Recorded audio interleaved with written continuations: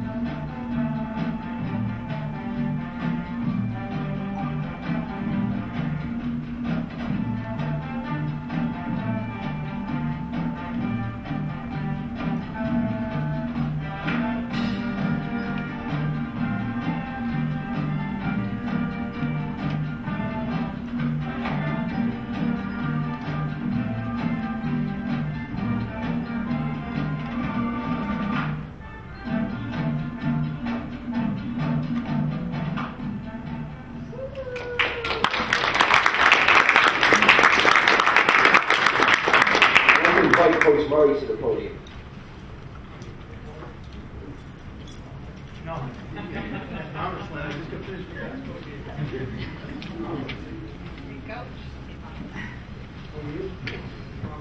I would just like to congratulate the kids.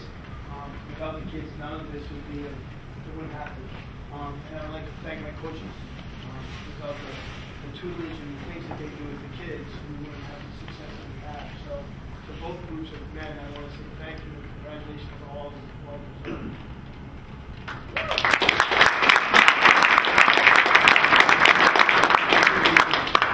You're going to give certificates? Yeah, absolutely.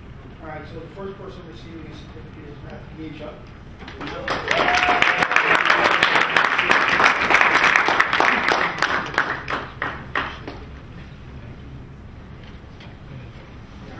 He's not here because we played a basketball game, so and Michael Bully is not here as well because we just come back from Princeton East.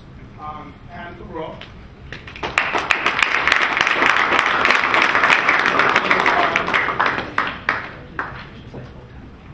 Tony Davies. Zach Blight.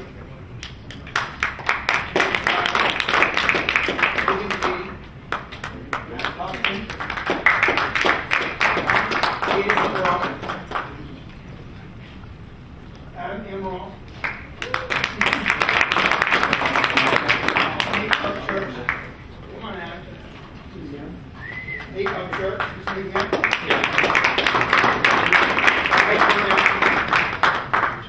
Doug Connors.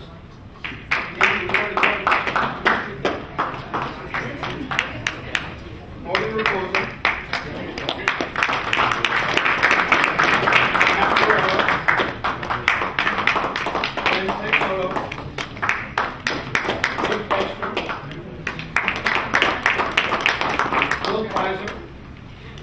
Will here. He's working.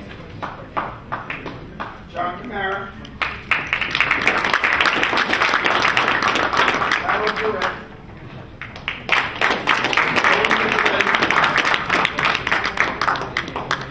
John Carr,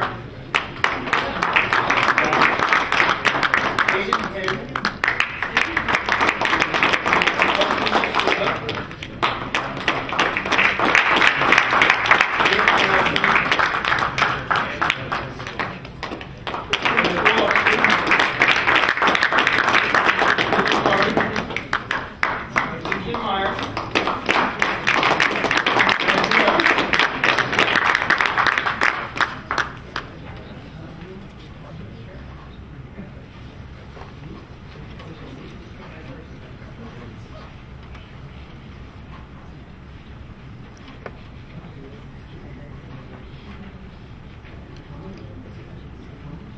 Coach, can you introduce your assistant? my home. Yeah, Please. George Passau.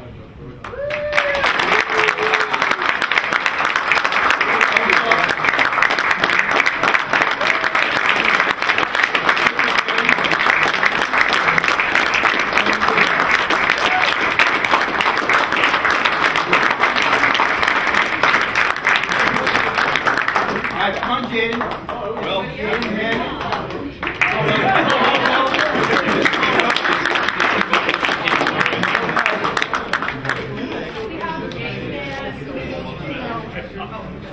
Will. Come over, guys.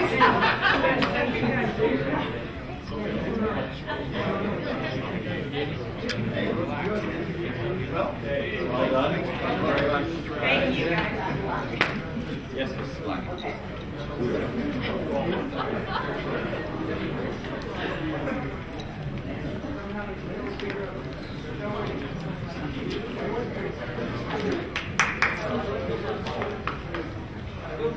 Mr. Murray? I just want to say a few words. I'm sorry, Mrs. Black, I can't hear you. I just want to say a few words, okay? Yeah. About the game. Okay.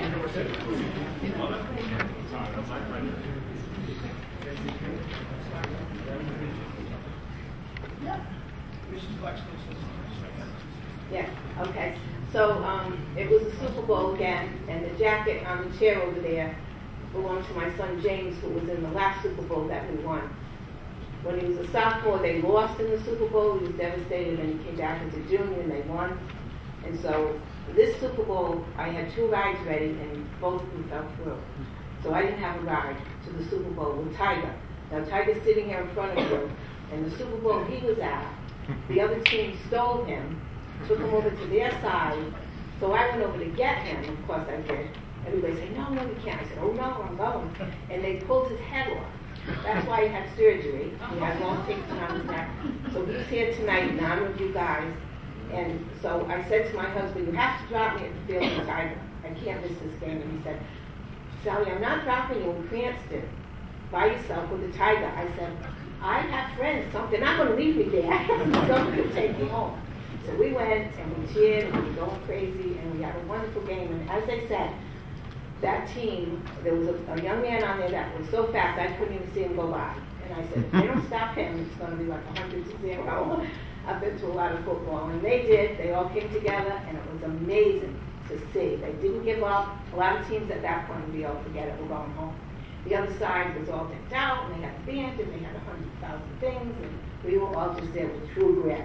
And this is what we brought home. And thank you to all you coaches and all you players for what you do every day. And this is amazing to watch. Thank you so much.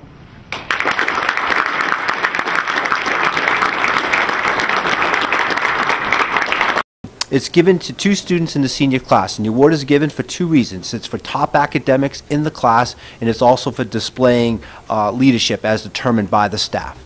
A little bit more on this award. This award is given to students in high schools throughout New England, and the award is designed to be presented to these seniors in the fall of this time of year. The timing of the award is meant to coincide with when they will be applying to colleges, as many college admissions offices recognize this award as a marked distinction.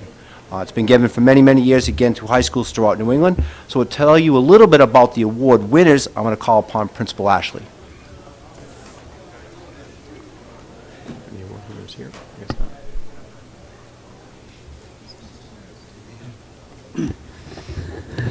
Thank you. So it's a privilege and an honor to present two students tonight for this evening's National School Development Council Award. And the first goes to Carson Hart. Did Carson make it this evening? Oh, okay. So to tell you a little bit about Carson Hart, as the superintendent alluded to, not only is Mr. Hart a scholar in the classroom, but quite an accomplished athlete and a student leader amongst all of the students here at Tiverton High School. I'm going to try to do justice with some of his accomplishments. So he's an award-winning tennis player, which some people might not be aware of in the spring, but his main sport is basketball, so I know he would have had practice today, and a captain of the basketball team.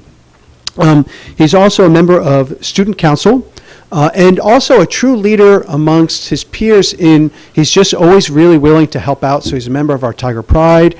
He helps out at events at the school in the evenings and just overall volunteers his time.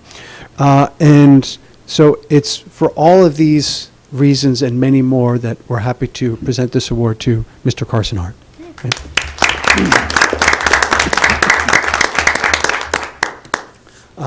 And the second award goes to Taylor Craig, and I'm not sure, I don't see Taylor here, so unfortunately I don't think she made it. But a little bit about Miss Craig.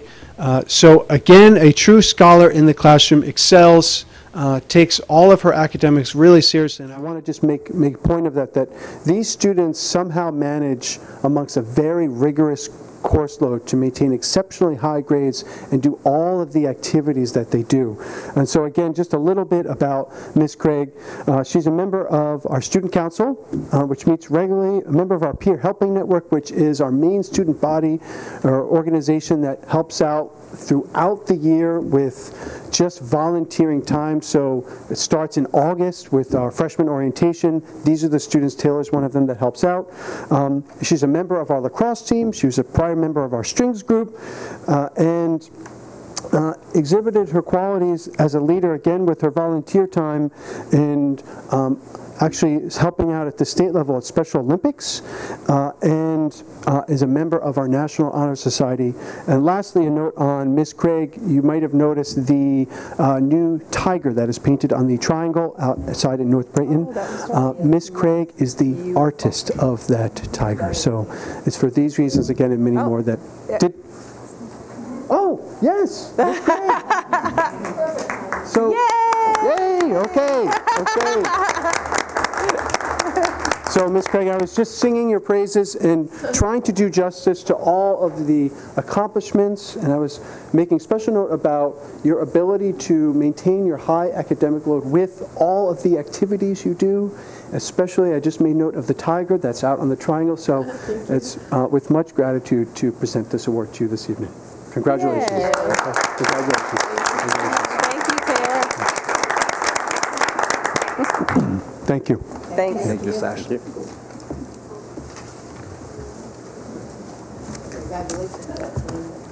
Good timing.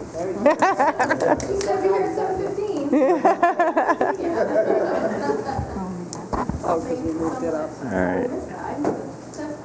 Oh, right. Yeah, we did move it up. Sorry. All right, congratulations. So now we are on special business. Go back to the consent agenda? Special business. Oh. Comes before. Oh, okay. So this is to designate the school committee chair and vice chair, as well as appoint members to the subcommittees of the school committee and liaison to town council, appointment of clerk, appointment of school committee attorney. So typically this is done initially by Nancy Mello, the town clerk, but I guess in her absence it falls to me. So I'm going to open nominations for chair of the school committee. I'd like to nominate Dr. Jerry Larkin as chair of the school committee. I think he's brought us through some difficult times, and so I'd like to nominate him as chair. Second that. Thank you, Mrs. Pavum. Thank you, Mrs. Black. Are there any other nominations? Really? Someone else can run. I don't know. Going once, going twice. Hearing no further nominations, I'll close the nominations and call for a vote. All those in favor of me?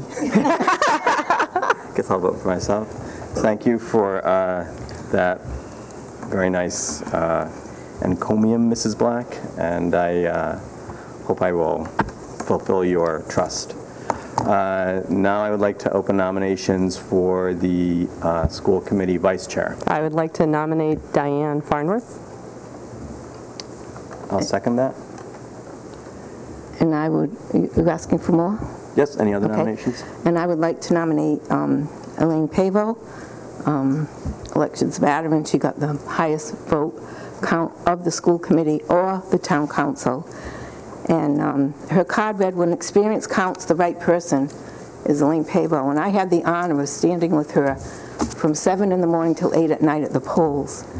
And when the Tiger Cubs came up, that she wiped their nose of to vote for her, that was a moment in this town. And 30 years experience in the school department, not just as secretary to the superintendent, starting in elementary school, going into guidance, knowing everything about everybody and what this school needs and what this town needs. So I nominate Elaine Pavo. Thank you. And I'll second that as well. Any other nominations for vice chair? Any other nominations? Any other nominations? Okay, I'll close nominations for vice chair and now ask for a vote. All those in favor of Mrs. Farnworth? All those in favor of Mrs. Pavo? Okay. I would like to say that any member of this committee, I believe, would serve with distinction and would be well, trust would be well placed for any of them. And if we could have 2 vice chairs or maybe 4 vice chairs, it would take a little bit of the heat off me, maybe. So anyway, congratulations, Mrs. Farnworth. Thank you. Next are, typically we don't elect, but rather appoint Right. members to the sick bank and other subcommittees, and frankly, a volunteer thing. So, We do ask for volunteers. yeah. So I'm going to ask for volunteers for the sick bank committee. Mrs. Pavo. Continue on sick bank. Okay, I am willing to continue on the sick bank unless someone else would like to do it. All you. Okay, got that out of the way. Next is Career Technical Education Subcommittee. I'd like to continue on that, please. And if anyone else would like to join me, that would be lovely, so we can drag Dr. Santioni crazy. Can I just ask a question? Has this been a committee? It always was. It used to be called vocational, but we changed the name. Yeah, no, vocation. It was VOCAD from the There have beginning. been meetings? No, there's not meetings. It's just, you know. It's like a liaison? Yeah, yeah. And then anything that happens in the state, stuff like Right. that. Yeah. Okay. So you said you wanted another No, if someone would like to join me, that would be nice, but from the school committee or from From the you're school talking about Dr. Sanchioni? no, from the school committee. So we could drive him crazy, I said. Oh, so we can drive him crazy. Got it. Well, would anyone else like to sit on that committee? Actually, I'm willing to do that. Okay. I'm not sure I can offer too much, but I'd be happy to be kept informed and try and participate in any way I Okay, can. good. Thank you. Next is the policy subcommittee. I'll volunteer Ladies? to remain on that. I like it. Since we had so much fun the last 2 years, I'd be happy to stay there. Okay, and I don't think we have to limit ourselves to 2. We would just No. need to post the meetings and call them to order because we would create Yep. a quorum. That's great.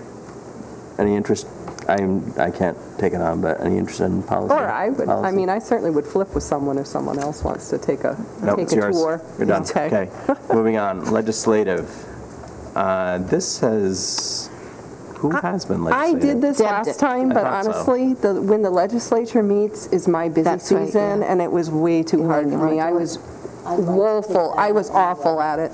Elaine would I like to wanted do it. take that on. Perfect. Okay. Because perfect. I was a very Are bad you, liaison. Do you get all the things from RICAS? I do. Because that's a Perfect. valuable way of keeping track of that. Okay. Thank you very much, Mrs. Pavo. Finance Subcommittee. I'm still in on I'm going to that. nominate Diane Farnworth and Deb Palish. Yes, All those in second. favor? Okay. And Health and Wellness, Sally? Yeah, and Elaine. The two of us. Elaine and I do that.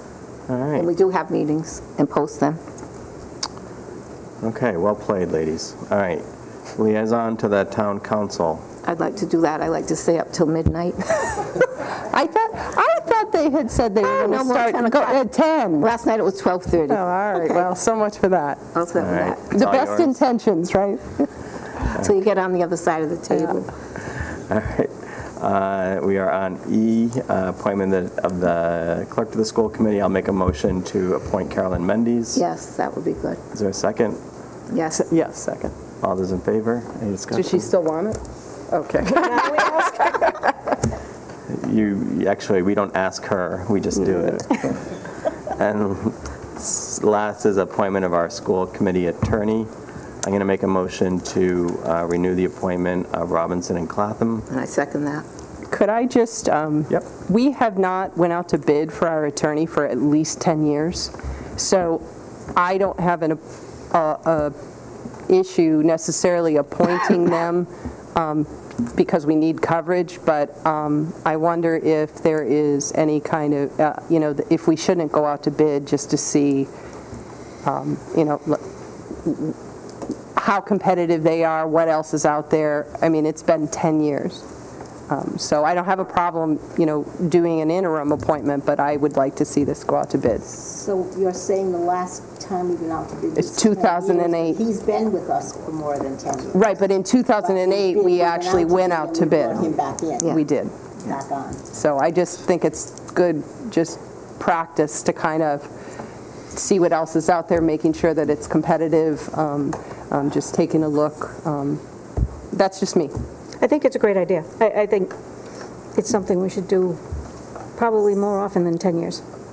You should. It should be almost like a contract. How does that work logistically? I think we would appoint them We would today. appoint them, and they would serve until we have if we have a replacement.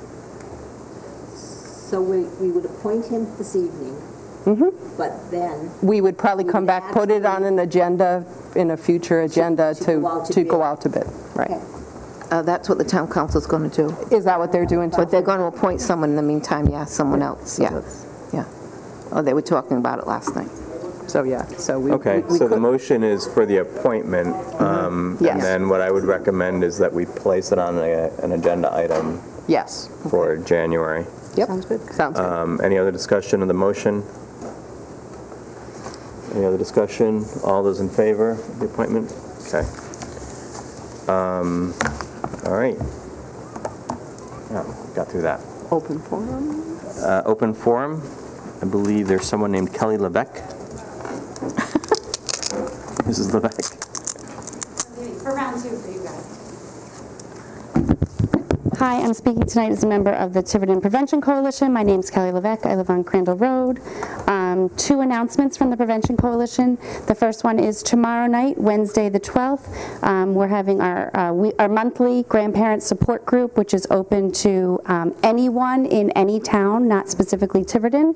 It's being held from 6:30 to 7:30, the Tiverton Library in the trustees room. And then the second thing is the Tiverton Prevention Coalition is taking 11 Tiverton High School students to the CADCA conference in Washington, D.C. CADCA stands for Community Anti-Drug Coalitions of America. They're going February 4th through 7th. They will meet on the 6th of February with the Rhode Island leadership on Capitol Hill, and they always have a nice back and forth discussion and are able to share their ideas and concerns about how to deal with vaping, teen marijuana or cigarette use, and the opioid epidemic right now. And the coalition is asking local businesses and individuals for $100 donations, and their name and potentially logo, depending on how many they have, will be placed on the back of the t-shirts that the students and their adult leaders will be wearing down in Washington, D.C. If anyone's interested, I have the donation letters with me here tonight. Thank you. Thank you. Okay, now I'm going to ask for a motion to approve the consent agenda. So moved. Is there a second? Second. All those in favor? Dr. Sanquioni? Okay, on personal action, we have a couple items for you tonight. Appointment of a science teacher at the middle school, Christine Olivero, and a contact teacher appointment at Ranger, Jenny Curtis. Okay. Correspondence? There you have just a copy of the upgraded on our student attendance, or I should say student enrollment. It's a comparison between November and December, and there's really no fluctuation at all. Okay, thank you. Number 9, policy development, revision, and review, policy number 741.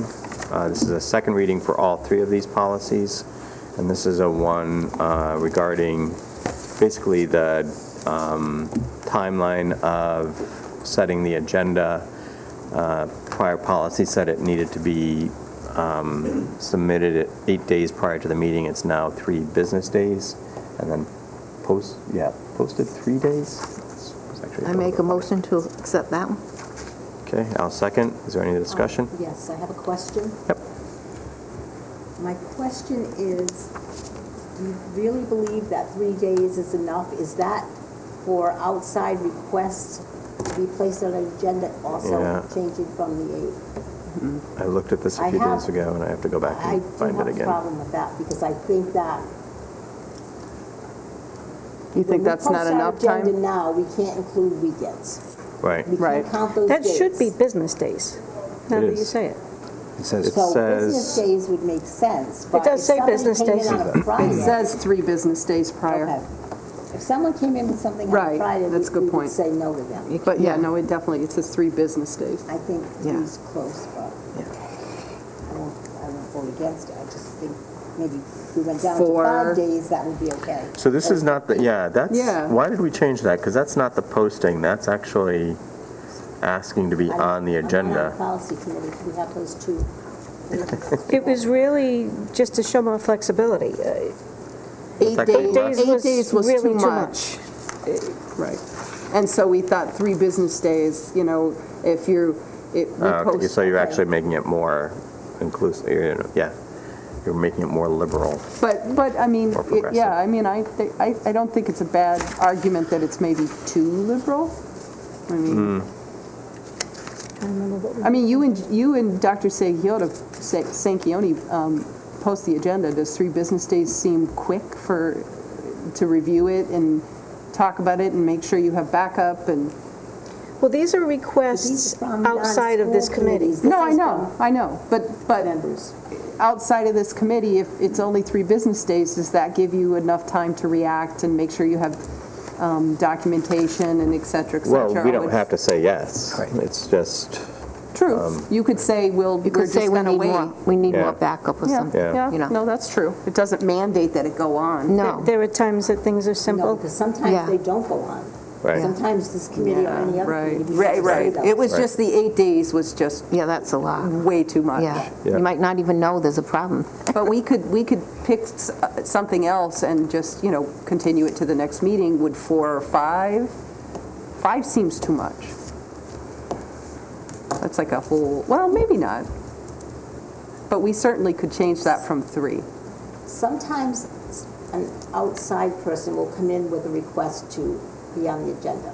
Yeah. And it'll come to this, it'll go to, if it's still the same, it'll go to the central office, the superintendent will look at it. The superintendent might say, oh, I don't know, but I'm going to discuss this with Jerry. Principal. Well, sometimes days go by. Yeah. So maybe 5? So I think 5 is a little bit better, given the fact that there are times that the superintendent may need to discuss it with someone else. True. Yeah, no, I'm fine with that change. We could just continue this one to the next meeting. Peter, do you have any reference? We had discussed this obviously in the subcommittee meeting. 3 was applicable, but 5 is really your prerogative.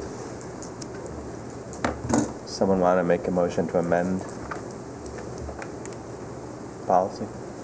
I will make the motion to amend the policy to state 5 business days as opposed to 3 business days prior to the scheduled meeting. The second paragraph. in the second paragraph. Okay. I'll second it. Any other discussion? All those in favor? Okay. So the main motion is to approve the policy. Any other discussion on the original motion or the policy itself? So I'll call for a vote to approve the policy as amended. All those in favor? Okay. Second policy is number 1071, which is regarding school press releases, and basically it says that the superintendent is responsible for all news releases relative to the schools, and may delegate authority to release routine non-controversial material. It's specified to the principals, but I assume that striking that term just opens it up to him being allowed to designate Yes. it, delegate it to the That's correct. business manager or whoever. communications lead or Exactly. assistant superintendent Exactly. or Yes. Whomever. vice chair of the school committee.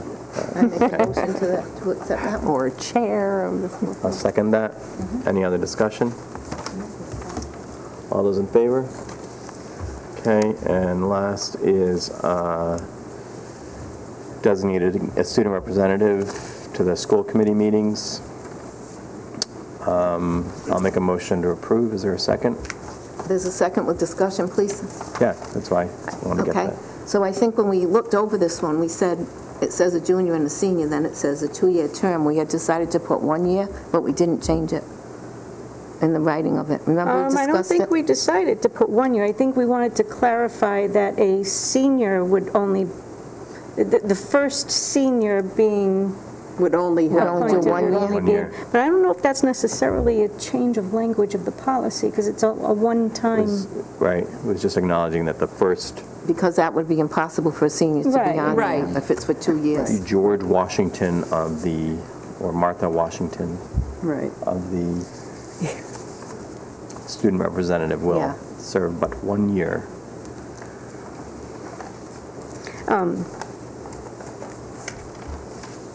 Any other discussion? One thing that did just come to me, though, Yes. is did we say school year? As far as the term is concerned, it just made me think that if we go ahead and appoint students in the near future, it's not going to be a full year this year. Well, Just- yeah. That would be yeah. nice. I mean, anytime you start a new It is for a policy. school year. Yeah, that That would we're be all talking, right. not a calendar year. No. Well, Correct. fiscal, I guess. Okay, School year. School year. Yeah. Fiscal. Well, July to June. So Oh, July okay. to Yeah, graduation or corresponds to the just school school year. year? Well, they're not in They're not in school. session, as it were. They don't They're not come in in school the- until no. Yeah, September. okay, well then, I guess it's school year. School year, yeah. Let's amend it to say that. 2 school year term? Term. Actually, that's a typographic error. So I'll make a motion to amend It's a typo. the last sentence to read, "It is intended that each student representative elected to serve be committed to serving for 2 school years, for a 2 school year term." Yes, It says term, yeah, thus providing consistency from year to year. yes. I'll second that amendment. Okay. Okay. Any other discussion of the amendment to the motion? All those in favor? Okay, so any other discussion of the main motion, which was to approve the policy now as amended? Okay, all those in favor? All right. Able to make it through that without controversy? Where are we? Construction update? All right, so construction update, we last met as a building committee last Tuesday. Dr. Sanquioni, any update you want to offer to the school committee? Actually, asked Mr. We don't Mendes. seem to be leaking, is that correct? We haven't had rain. In either? No, we did. We had plenty of rain and it didn't leak, right? Mr. Mendes has been connected with all board for the last couple of days. I'll ask him to give you a quick I've been update. fighting with them, so. I'm just being a wise guy. As far as we know right now, we have not had any leaks on either building. They are in the process of getting the gentlemen from each manufacturer of the roofing material in here. Firestone on this building has already been through once. They've pinpointed some areas that had to be done before the guarantee would be issued. Those have been done. They have to come in and re-inspect to make sure they have been done. Once that is completed, I would say within the next couple of weeks, then they fill out a report. We get the report, and we also get the warranty if it's up to what their standards are. At this building, they're waiting for Carlisle. I believe they're supposed to be in this week to inspect that roof, and the same process will happen. Aalborg is still holding the warranty, basically, for any roof leaks, any ceiling damage, any damage in the building. They have to supply us with new. But as of right now, we have no leaks. I guess we'll really find out on Saturday. So, well, with any... They're still holding the warranty, so... I've been very attentive to the weather, and I know we've had heavy rain since the last leaks, and we did not have any leaks. As far as I know, we have not had any leaks. Right.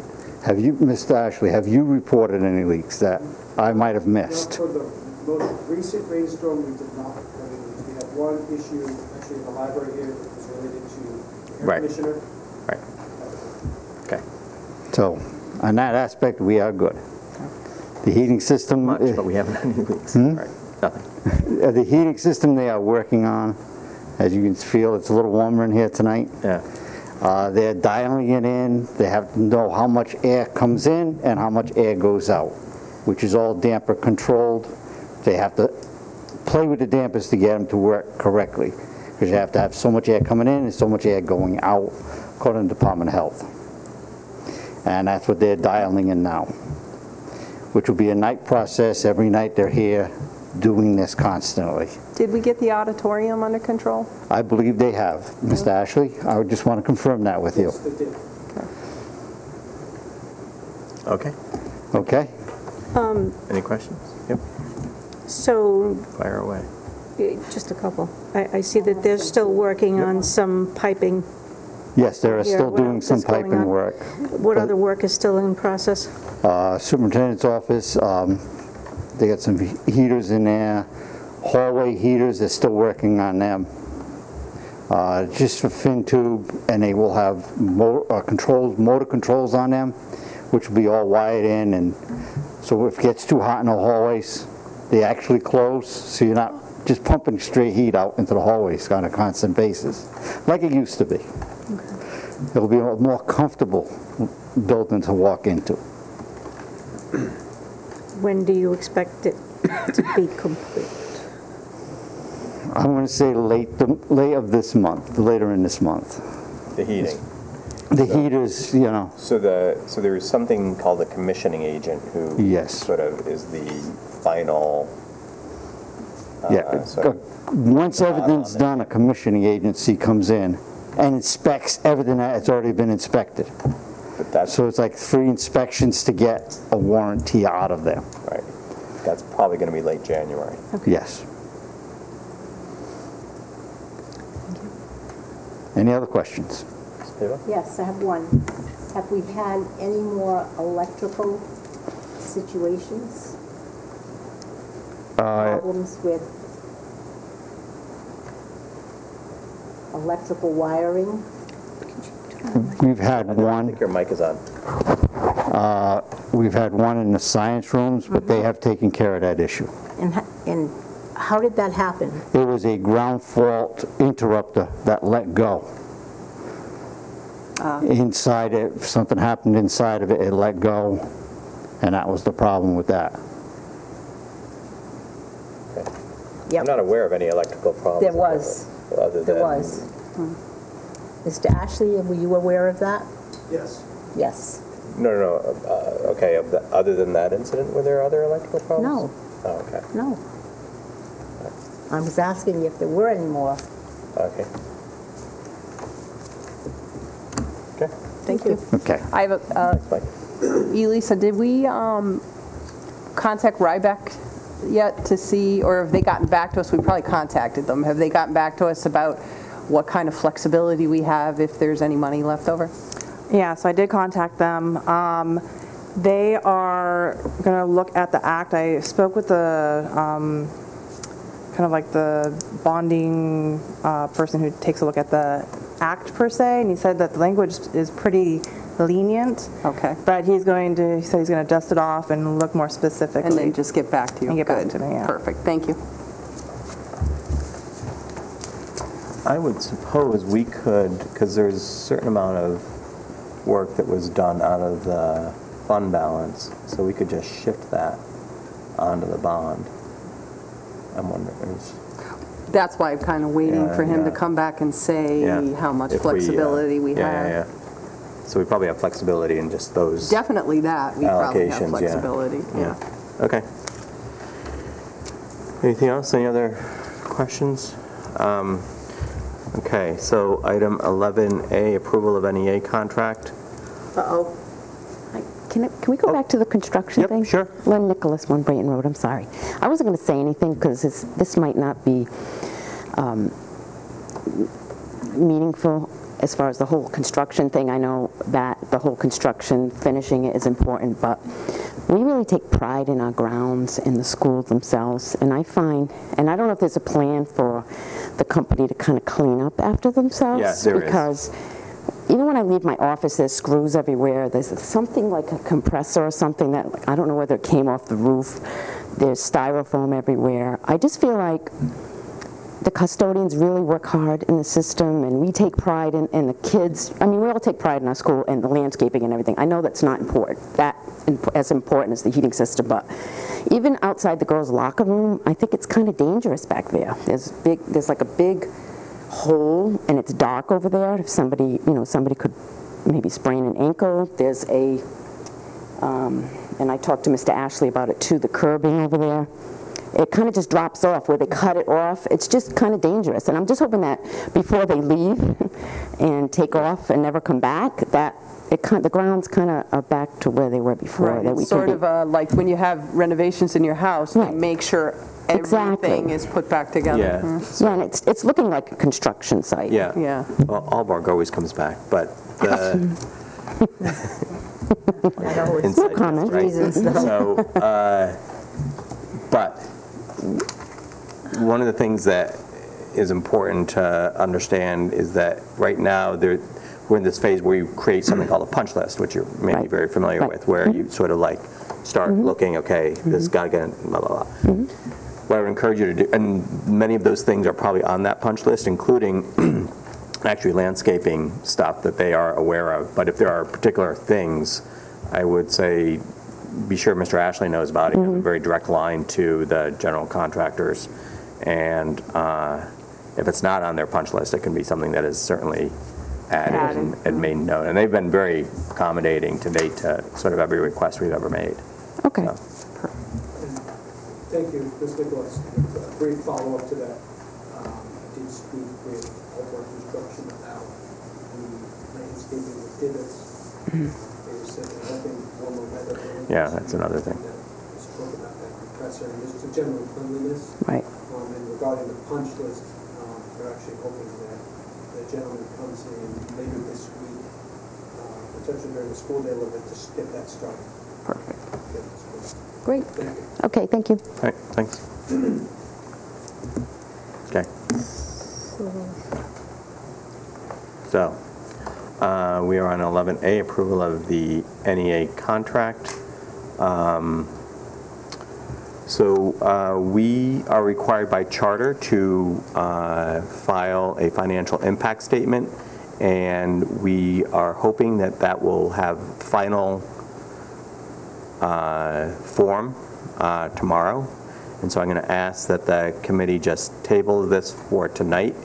Clearly there is no change in any of the prior agreements with NEA, and we will meet next Monday night for the final approval of the contract once we have, as is required both by state law as well as the charter, to have published the appropriate financial impact statement For 3 days. of the contract for 3 days. 3 days. Correct. And So let me, the finance subcommittee will kind of take the hit for this. We're just trying to be really careful and make sure that that's right. the impact is correct and that people can understand it, and it's nothing to do with the substance or the language. It's really just making sure that we try to put out good numbers for the taxpayers so they can understand it. Okay. Yep. So go ahead. I'll just make I'll make a motion to table to Monday. Okay. Is there a second? Second. Okay. Ms. Nichols, go ahead. I'm not sure. Was it published already, and how, was it the There was a statement? version published, but we were not, we are going to revise it yet again. So there's a very specific way that the information must be laid out, and in the opinion of the Finance Subcommittee, the information was not laid out properly, or at least not properly, that's probably not the right word. It's just not complete. It's not as explicit or as clear as it could be, and as what we aspire to should be, so that it is perfectly transparent exactly what we're doing. But weren't you aware of this before this meeting, and why wasn't, I don't understand why that wasn't straightened out prior to this meeting and published in a timely manner. I don't understand. I thought that was supposed to be a done deal by this meeting. You're correct, it should have been, and we haven't gotten there. So that's the only real answer. That is the answer. That's unfortunate. Yeah. Thank you. So the motion is to table item 11A until next Monday night. Any other discussion? And that's going to be a special meeting just for that, right? Correct. Just Monday night at 6. Just to accept that. Yeah, okay. All those in favor? Okay, I'm going to ask to table item 11B until after discussion of 11D and E. I don't know if I need a vote for that. Wait a minute, you're tabling, 11B until 11B. after 11E. oh, So you're just looking to take things out of order. Correct. Okay, so I will make a motion to move up C, D, and E. That's another way of putting it. I'll second that. All those in favor? Okay. Item 11C, 2019-2020 School Committee Calendar. Dr. Sanquioni? Okay, you have in your packet, we've outlined the school committee meetings for the remainder of 2019 and then added in 2020 so that you know all your meetings for the next school year. I don't think that's necessary. We do 1 year at a time. Why are we going Yeah, partway we were trying to through get the on a half year? cycle of a fiscal year so that you could publish your meetings from July through the school year. Yeah, July to July. And so June. that, in the middle of I the don't year like now, that. you're trying to add in meetings that people, It's my opinion, I don't like it. So, Your I prerogative. just won't vote for it. Okay. I do have a question. Should we be, first of all, making a motion before we? Yeah. I'll make a motion to approve for discussion. Second. My question is, and Dr. Sanquioni, we state clearly that we meet twice a month with the exception of July and December, although you have one meeting in June as well. That should be on the bottom. What's up here, though? He's got second and fourth.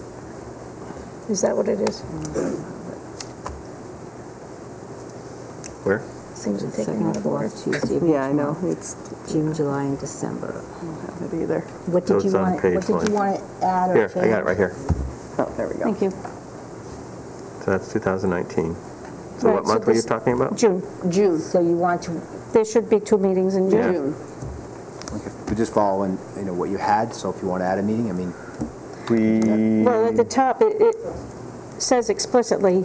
2 meetings Exception. except for December and July. Oh, it does say June. It says Yeah, it June. does say June. Sneak it June, in. I thought July, you and were December. changing something in June. Oh, I don't think we do usually meet in June twice. No? Okay. maybe because of graduation. Yeah. My question has been answered, thank you. Yeah. Frankly, in the last 18 months, we seem to add a meeting every week. We so do, so it's like, it's We can all be- informational only. We can all be forgiven for being Yeah. somewhat confused. And we move them to Thursdays, and, yeah, Right. it's fine. Oh, I didn't notice that either. Any other discussion? The motion on the floor is to approve this calendar going up through June 9th, 2020. A mere 18 months away. All those in favor? Against? Okay.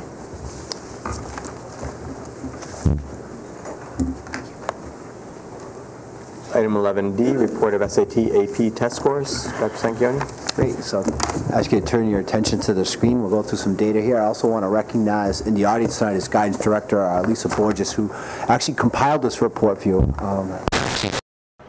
my appreciation for the hard work into this. Lynn, you contributed too. Thank you. Always. So you're going to see back-to-back reports on how the district has performed on some pretty significant tests. The high schools, the SAT and the AP scores, and momentarily after that, I'm going to show you the RICAS scores that just came out. So a lot of these are situational and dependent upon our students. So I want you to just sort of keep that in your mind as you look at the data. And there's a lot of data on a couple of the slides. Here you're looking at the SAT scores for the years 14, 15, and 16, which is the old format, which was really the new format has come back to the old format. This was the time when we had students taking 3 tests, so the score was based on a 2400 scale. I think the key comparison is, Tiverton should always perform above the state average, which is why we have those highlighted for you in yellow.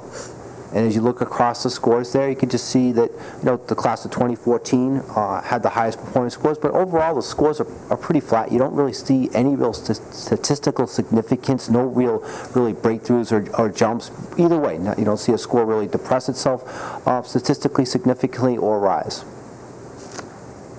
I don't know, 15 seems to be a bit of a dip there. And so SAT then went back to what I would say was the original format maybe. So I would jump in here, and it's not going to land on that slide for me.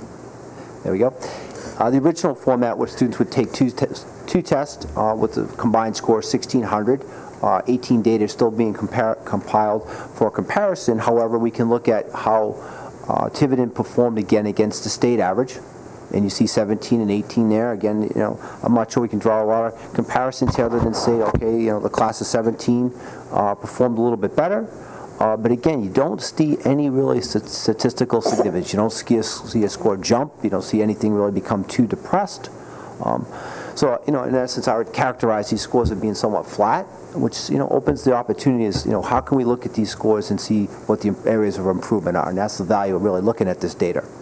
The most important thing you may want to notice too is that the number of students taking the test, and where that's increasing because now the state is requiring all our students to take that. Thank you.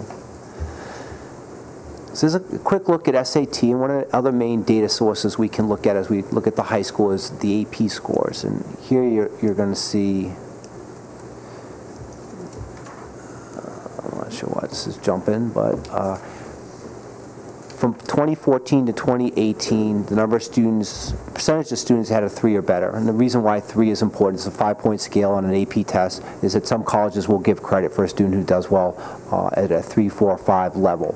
And again, you can see Tiverton in blue, Rhode Island in orange, Global in gray, and how our students compare. Again, I'd always want to say that the Tiverton kids should be above that state average there, and you see that happens certain years, and certain years it's always somewhat close. Is global in this case really global, like the entire world? Yeah. Anyone who takes the exams. Yeah. How about compare? I imagine there may be some people outside the United States, students outside the United States taking it. Whoever takes it. Is the vast majority within the United States? I would say so, but Lynn, feel free to, or Lisa, feel free to jump in if you have more data. I would say. Specifically, but I'm going with a yes. Yes. That this is sort of a U.S.-based test that. Because okay. Okay. So we'll give you some other data now on the AP test here, and I think the most important thing to see on this slide here is the first line going across horizontally, the total AP students.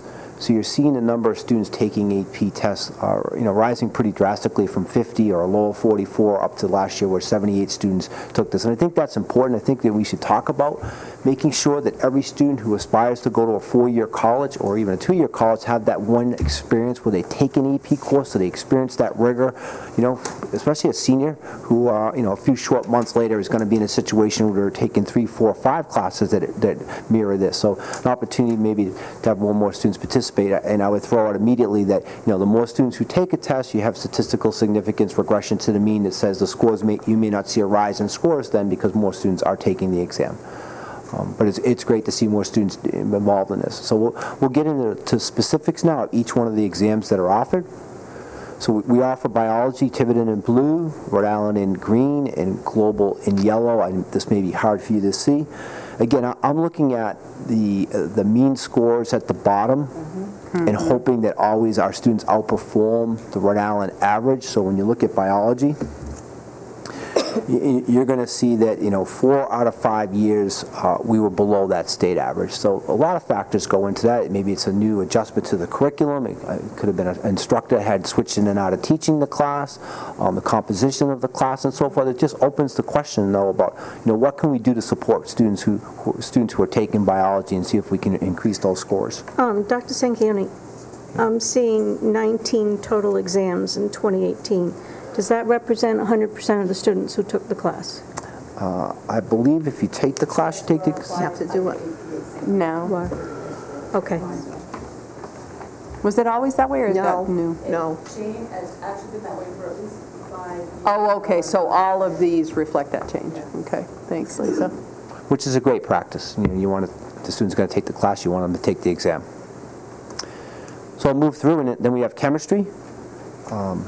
Again, we see 4 out of 5 years that we're below that average there, and again, a lot of factors that can go into that, but it just raises that question of what can we do to support AP chemistry and the students who are taking that class. But then you move into a couple of areas of real keen success. In the English language composition one, and then I'll show you the literature one, these are 2 of the more rigorous AP exams, and you see high numbers of students taking it, which is great. And here you see all 5 years the Tiverton students outperform the state average. So I mean that's in that subject area. Which suggests to us if it can be done in English composition, we can look at other areas for improvement. And you're going to see the same thing now in the literature exam. 4 out of 5 years. We had students above the state average, and kids doing really well on those 2 exams, which are tough ones.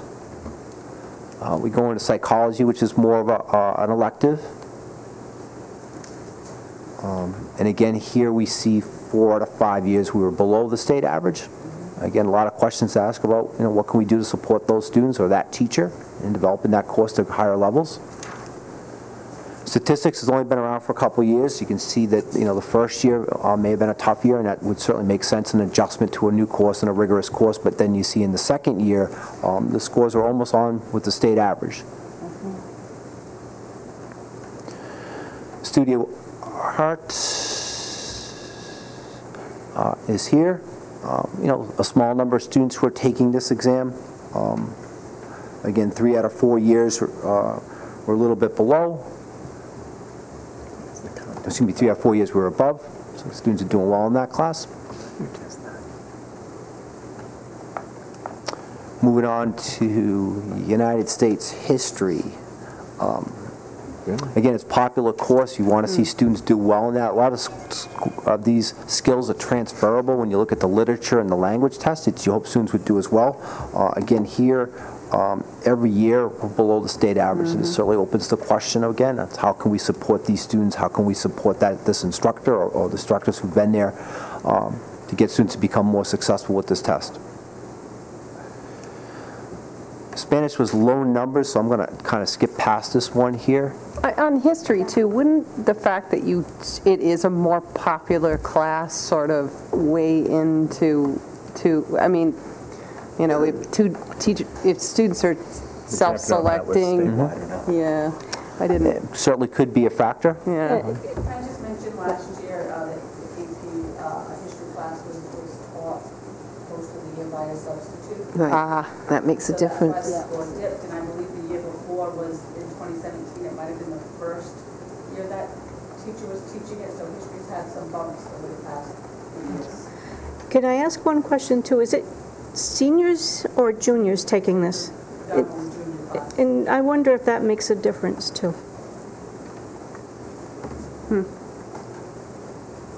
Okay. Yeah, of course. I don't mean to interrupt you. In years past, there used to be a prerequisite to get into AP courses. Now with access and opportunity, it's open to any student. We can counsel them the best we can and say, you know, that this might be true. You don't want to not have them That's what I was kind of trying to say, yeah. But they used to have a certain average in that course, and now we don't. So it's really open to any student. Which is great. Yeah, which is good, and, you know, they need to be ready for it. Okay, great point. Yeah, that was kind of what I was Dr. Larkin? Yes, Scott. So we really have to look at this differently then, because before, when you had to have a certain average to get in, everybody didn't have to take the test. So some students would challenge themselves and take the course and not have to take the test. And then when we changed that a few years ago, some kids wouldn't take it because they didn't want that on their record because it would hurt them going into college if they saw some really low scores. So it's a very complicated, delicate issue that we have to look at differently, at least look at differently. I'm not saying change anything, but a lot of kids aren't taking it because they don't want to take the test and have it recorded. I know them. And then other kids, before, they used to just challenge themselves and all go in there, and it was really good for everyone. But at the end, they wouldn't take the test. That only changed a few years ago when Mr. Burgundy was here, and he did that whole change of that, remember? Okay, just wanted to say that. So the last one you get a chance to look at it is calculus, and calculus A/B is obviously a very rigorous course. You know, you have low numbers of kids taking it, and you can see the results there. I think there's some opportunity for growth here. And again, what is the supports we can provide both students and staff here who are teaching and accessing this class. So as you go through that, and there's a lot of ways to evaluate, a school, and you can look at SAT, you can look at AP, and you look at this data because you're looking at it to see what are the opportunities for growth and improvement and so forth. And one of the things that I wanted to also show you, and again, kudos to Guidance for putting this together for us, is the schools that students are attending after graduation. And this is 3 slides. They're listed alphabetically, and what this is telling you here is that a student who enters Tiverton High School really can go anywhere they want. You've got great schools up there like Boston, University or Brown, or any school that you might feel is outstanding. And I would also say, and I'm going to preview this request for you, Ms. Borges, that I'm going to ask you next year to give us the schools that students were accepted at. Because I bet that list may be a little bit different. I understand that always sometimes kids don't attend the school they're accepted at, but they may be accepted to some really great schools. But even this list here where they've attended, and I'll click through the 3 lists here, there's some great schools up there. So this is a great telling sign. It's saying that what's offered here can get you where you need to go if you're willing to work hard and apply yourself and things of that nature. And just one statement about this, you'll notice that since the governor initiated this new 2-year, kids that don't know what they want to do, and now, I think we had 30 kids go there last year, and we just had Deb Watson come again. She came a month ago, and I think she met with over 40 kids. So students that would normally go to some of these 4-year schools are being drawn to that free 2-year education. As a matter of fact, if you look closely, the numbers between CCRI and BCC have actually flip-flopped. Right. Because we used to have a lot of students go to BCC, now they're going to CCRI. Because of tuition. Free tuition, that's huge.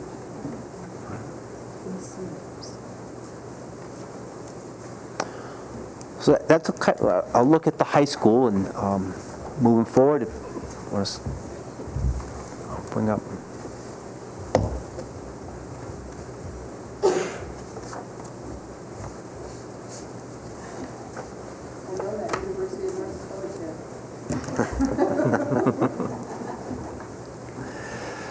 I wonder what happened to him. So the RICAS scores, which were just recently released both publicly and to schools. We are compile this report for you, and just some background information. I know you know this, but last year was the first time RICAS was administered in Rhode Island. It replaced the PARCC test. It mirrors the Massachusetts MCAS test. So there's no real comparison here. The only thing we can do is maybe compare ourselves to other communities, and then use this 2018 as a baseline for comparisons moving forward. The most important work we need to do is to analyze the test, an item analysis of what questions our students did well on, and where we need areas for growth, which we actually don't have that data yet, but in this presentation I'll show you what that data will look like when we receive it. So some parts of this here, time and place is important to understand, and again, I'm going to show you charts that are comparing Tiverton students to other communities, some communities that are like Tiverton, some communities that are unlike Tiverton in a lot of different ways. It's just one way to look at a comparison. And it's important for me to say to you that these results do not say that our students are not as smart as the students in those other communities, or our teachers are not as talented. What it's really identifying is, we have some gaps in our curriculum, and that can be fixed, and that can be fixed pretty easily and pretty readily. And I'm confident, and the second point up there is just the work we do. We've met as an administrative team. We have committed administrators, committed teachers, and when you have that, you can make the right adjustments. Earlier, a few school committee meetings ago, I presented to you our goals. And our goals tied directly to this, both the SAT presentation and this presentation. Look, if we can start doing a better job with professional development, with PLCs, improving technology, using technology more often, having students write more often, and looking at a new K-8 literacy curriculum, that's going to drive these scores to higher levels. So once the student takes RICAS, their scores come back and they're put into one of four categories: not meeting, partially meeting, and exceeding expectations. So the charts that I'm about to show you are the percentage of students in the top two categories, meeting and exceeding. That's where we want every student to end up in. Again, first year is administrative, rigorous test. It's a chance for us to grow from here. So here is the percentage of students in the state that are in those top two categories. And again, I'll say that I think Tiverton should always outperform the state average. And I'm happy to report to you that across grades 3, 4, 5, 6, and 7, in fact, that happened. 8th grade, we were right at a little bit below, but in all those other grade levels, we were above. So to take the analysis a little deeper, we're going to do English language arts first.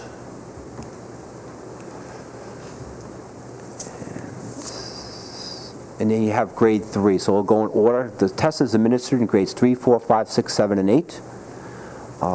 Tiverton elementary schools are in red. You have some comparison communities in blue. Whether those communities, again, I would ask you to decide, are we like those communities, or are these just communities we aspire to, or just someone we can compare to at this time? So again, you see here, you see a separation with Ranger. This is 1 year data. And it's hard to make any real determinations here. That could have been a brilliant class for ELA. It could have been a number of factors that drove that score up.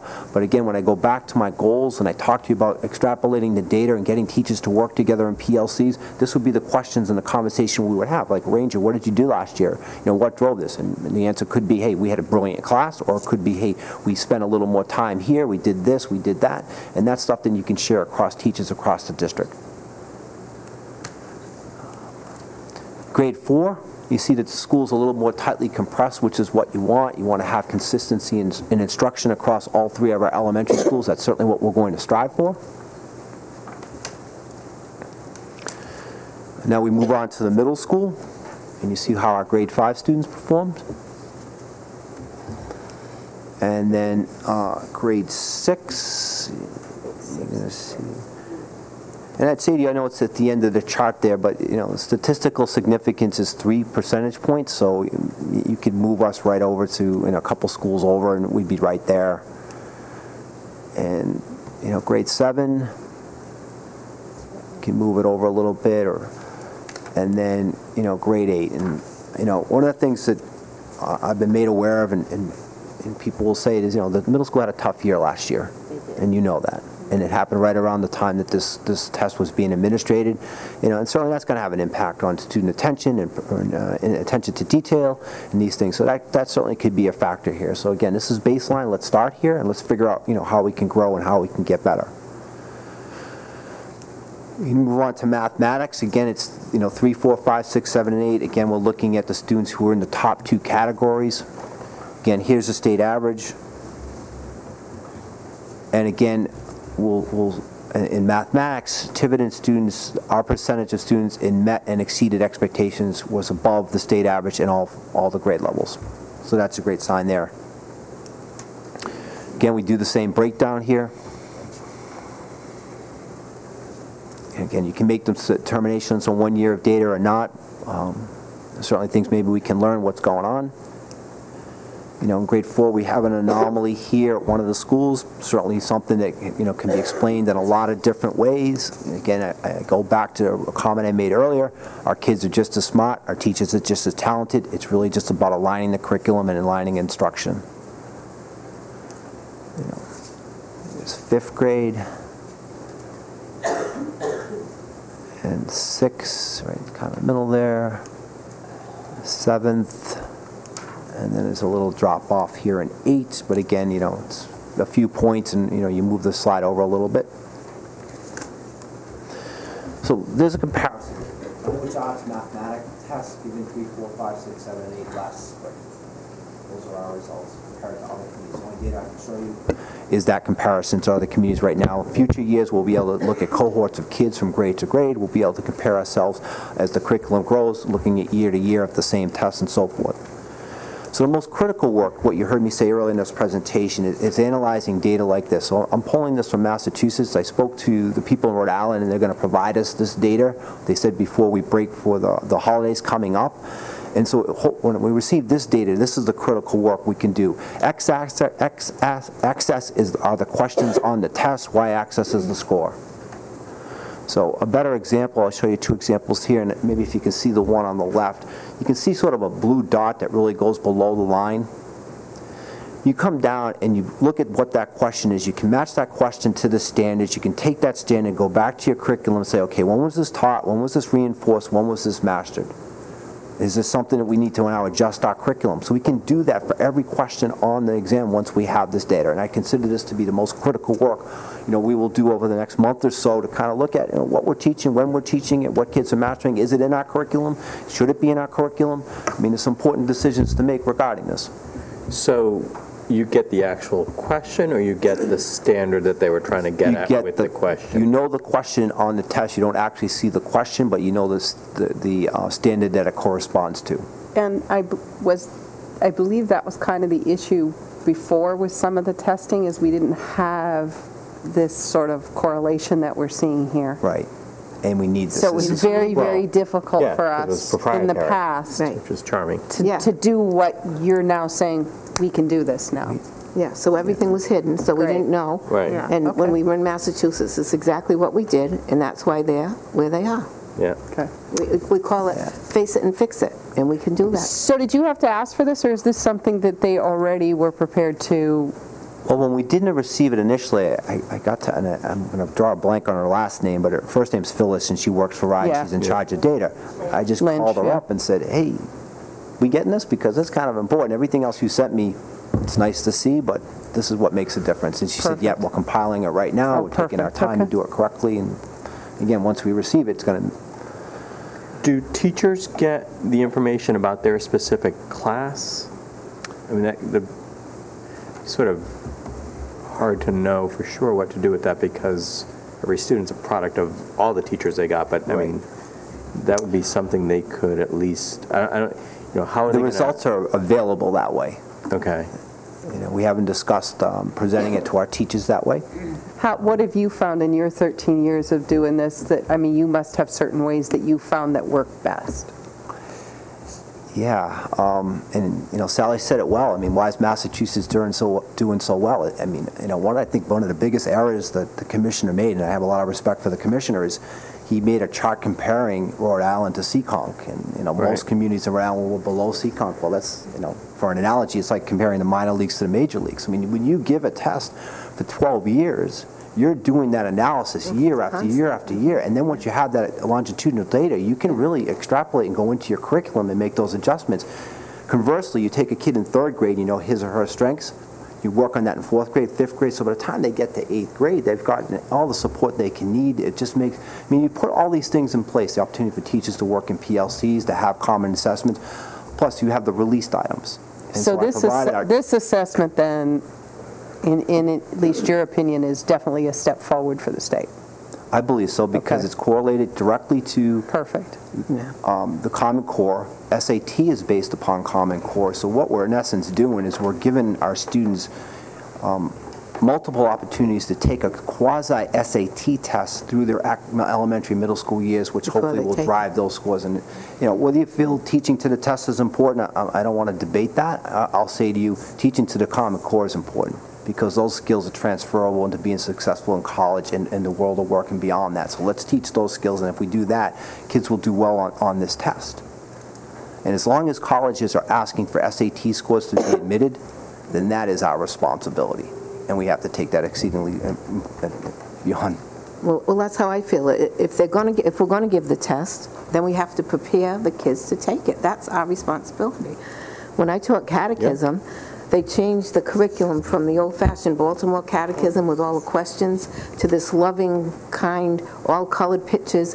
And then when I got the test to give in 8th grade from the bishop, it was all those questions, like how many books in the Bible and everything. And I called her. I said, no. I said, you can't do that. You can't teach one thing and test another. And that's a perfect example. So now, this is what we're going to do. We got paid in Massachusetts to go during the summer to align all these things. They say page 22, question 55, and then you got to bind them in September.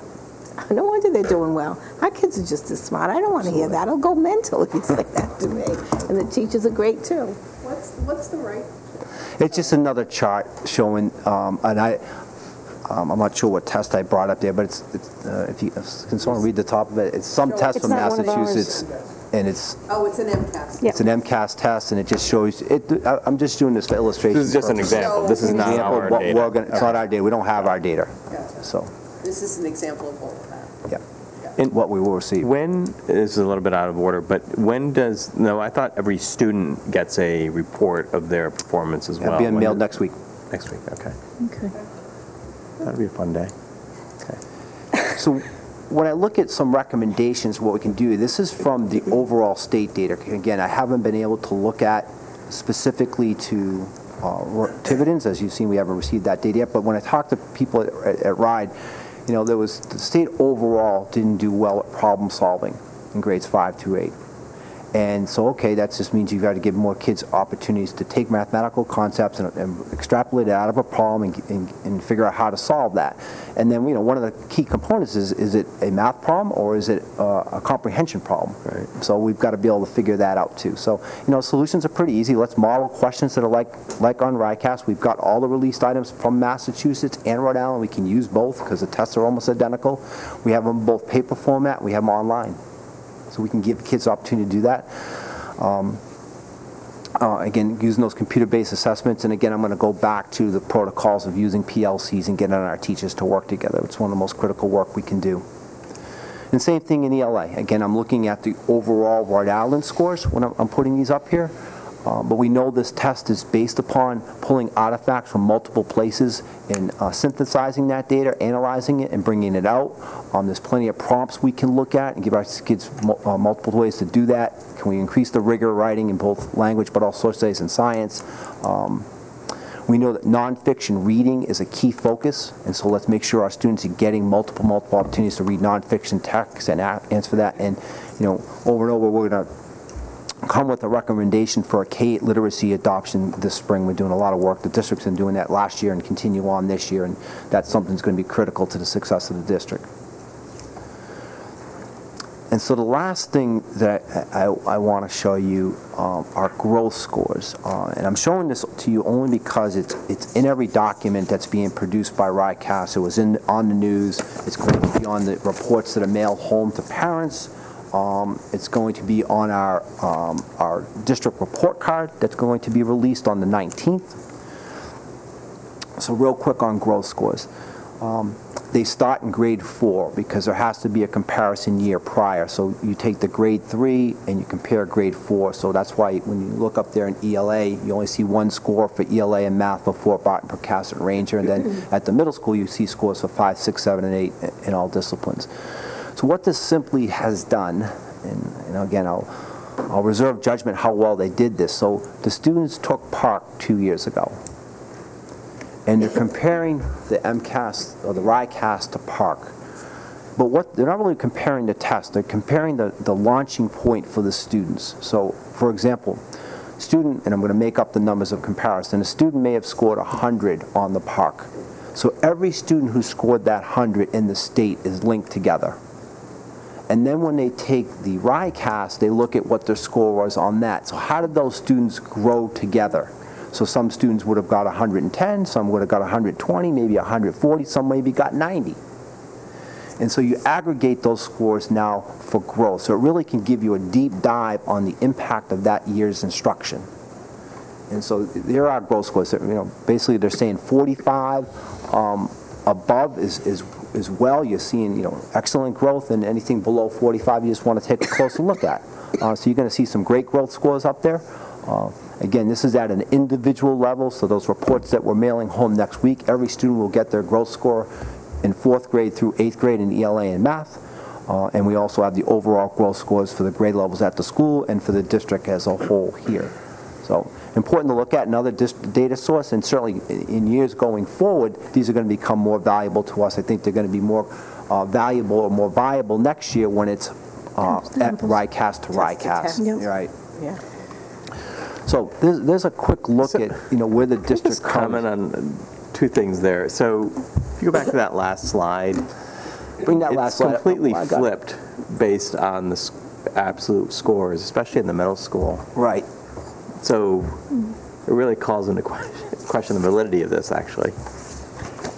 Yeah, I think. I mean, the most obvious example is the 7th grade scores.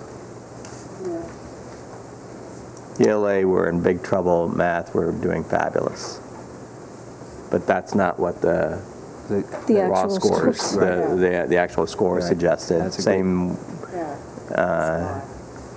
Yeah, I mean, according to this, 8th grade math is doing okay, depending on how high the growth is supposed to actually be. I don't know if it's supposed to be up in the 90s somewhere. I think the one thing it does that is consistent, though, is what you had pointed out to us with math at Percasset. There was apparently an issue there. Yeah, and it shows here as well. It does. I'd hate to use the term issue. But I don't know if that's the scatter that just happened to correlate. Oh, absolutely. Yeah, I would just say that I think everyone, principals would confirm this. Everyone in this district taught 180 days last year, and probably worked exceedingly hard. It's just maybe we didn't teach the right thing, or we didn't spend enough time on a few topics. So I wouldn't pay any credence to any. So what are we sending home to help explain this to parents? Or are they just... Don't go to the right website. The state provides a document. Completely opaque. That goes in the letter. I've read it. It's actually... For phone calls. Yeah. Has RIDE improved their website? Because it was a disaster when they rolled this out. We'll see. So our district report cards come out on the 19th. Not a disaster. It was impenetrable. Exactly what they were. It was. Did you guys go on it? I tried. It was awful. So, can we give them a score? We can certainly try. Anyway. So there is some important stuff we can take away, and there's some things that is not as helpful. I would say that's a great way to characterize all this. Yeah. I mean, there's no doubt there's some gaps here, and we got to figure out what those are. Until we get that next tranche of information that shows us the exact questions and the standards. I mean, this is. Were you at all surprised with the results? I wasn't here, so I mean, I defer to our esteemed principals and what they think on that. You guys want to take a dive there? Were you guys all surprised with the results? I don't think we were surprised. It was a different test. It was a more computer test. It was computer-based, 100% computer-based. Right. So we're going to see a big, just that one factor is when we see that one factor make a big difference. Because we were doing pencil still. Right. That's a good point. That's a real good point. Well, and it's hard not to, and I don't want to sort of make excuses, but it's hard not to believe that there is a cultural phenomenon that takes effect, probably has in Massachusetts for the last 20 years, in terms of understanding how to approach this test. I mean, and also I was mentioning a lot of times, Massachusetts spent a lot of time when they first started MCAS looking at exactly what Dr. Santino was talking about, looking at questions and giving teachers professional development to align the curriculum to the test. That's right. That's a better way of putting it. Yeah, that's a good way. That's a great way of putting it. The first year we took it. Teachers are great teachers. We just. That's right. They need the information. The first year we took it, it was a disaster. Yeah. Oh my goodness, that's crazy. It was a kneecap, and then it was. Yeah, it was a kneecap, and then we went to. We started doing well with that. It's like, oh no, not that anymore. We'll go do Park. And in Massachusetts, we had to take 120 professional development hours. The state paid for it. Let's not forget that. The state paid for all this. Massachusetts did. They threw so much money at us. It was amazing. So I guess this is a positive step. Say again? It seems like it's at least a positive Oh, I think step. so. I think it's a launch in the right direction, no doubt. It kind of gives us a course of direction to follow, Definitely. And where we can improve Like, upon. So I like having the detail to dig into where we Yeah. didn't have that before. No. It was so useless. It was just. This is good. You bring a little Massachusetts magic over to us. Thank you. Well, I'm glad you said that, because strategically I've placed 2 items on the agenda after these results that correspond to what I think is part of the solution. So we can, if we're okay with those presentations, Are we going to go back to B, though? B, exactly, the school calendar for your consideration this evening. 11B. Okay. And this calendar mirrors the calendar that's currently in the district right now, except for one very important point. It has 7 early release days built into it. The reason why I'm asking for your consideration tonight on this is twofold. One is, I think, because it's new, we want to inform our parents as soon as possible.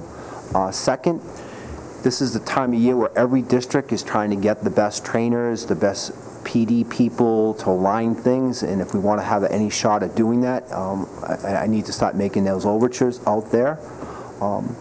If we go with early release date, I believe the community needs to be provided an option for students to have a place to go if parents are not home, and so it means expanding our after-school offerings for students, and I want to be able to work on that and have that in place too.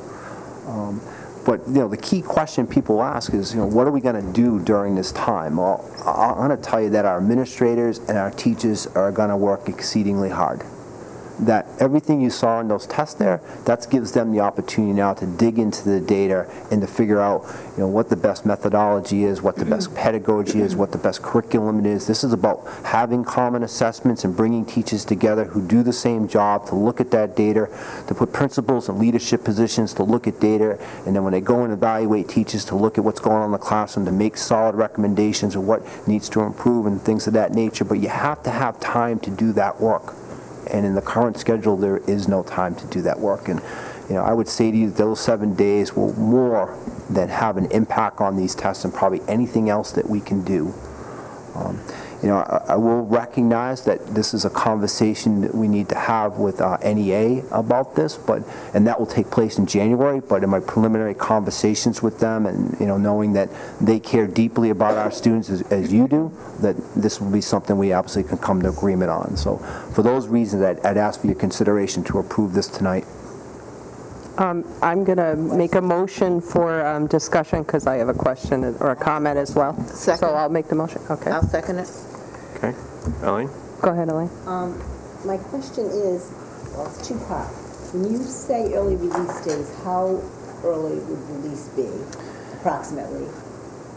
So that's something we graduated going from elementary, just the way us. Right. So my intention would be to make sure that our K through 8 students had lunch. And so I need to work with Chartwells about how soon we can begin a lunch and end a lunch, but I also know that the importance of giving teachers a minimum of 2 to 2.5 hours to be together is what makes the difference. So, I'm looking at, trying to end the school day anywhere between 11 and noon. Okay. The other question I have is that going back a few years, RIDE no longer allowed us to have early release or half days. We used to have that toward the end of the year and throughout the year. Is that something that you need to look into? Yeah, I did. Okay. So, and I guess they're adopting that Massachusetts model, that they're looking at instructional hours now. And so a 900 at the elementary, 990 in middle school, high school, so just take the number of instruction hours per day, multiply it times 80, get your number. So Tiverton's above that. Okay. So you can put these days in and still be above that. Okay, good, good. But would you have to actually get a Still have to get exemption or permission from them? I think I just have to guarantee the hours. Okay. I can ask them more details on that, but. Okay. And I do believe getting this out early is very important for especially the younger students, so that parents can make arrangements with their work schedule or daycare, after school care, whatever. I agree. That's part of it. Absolutely. Could I? Oh, thank you. Dr. Sanquioni, could I ask, though, that we just simply put some sort of notation or something on this, just so, for full disclosure, that we are still in discussions with our staff, and that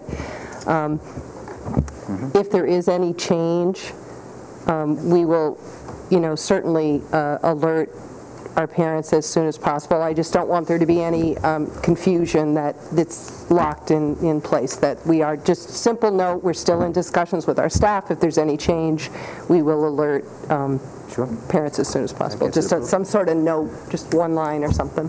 And I overlooked this when I was talking to you about it.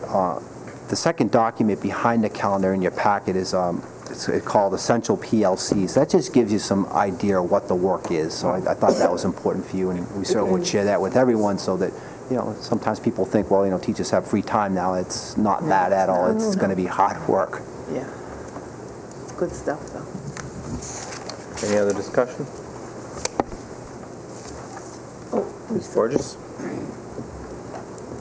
Hi, sorry, I just had 2 points I just wanted to ask about.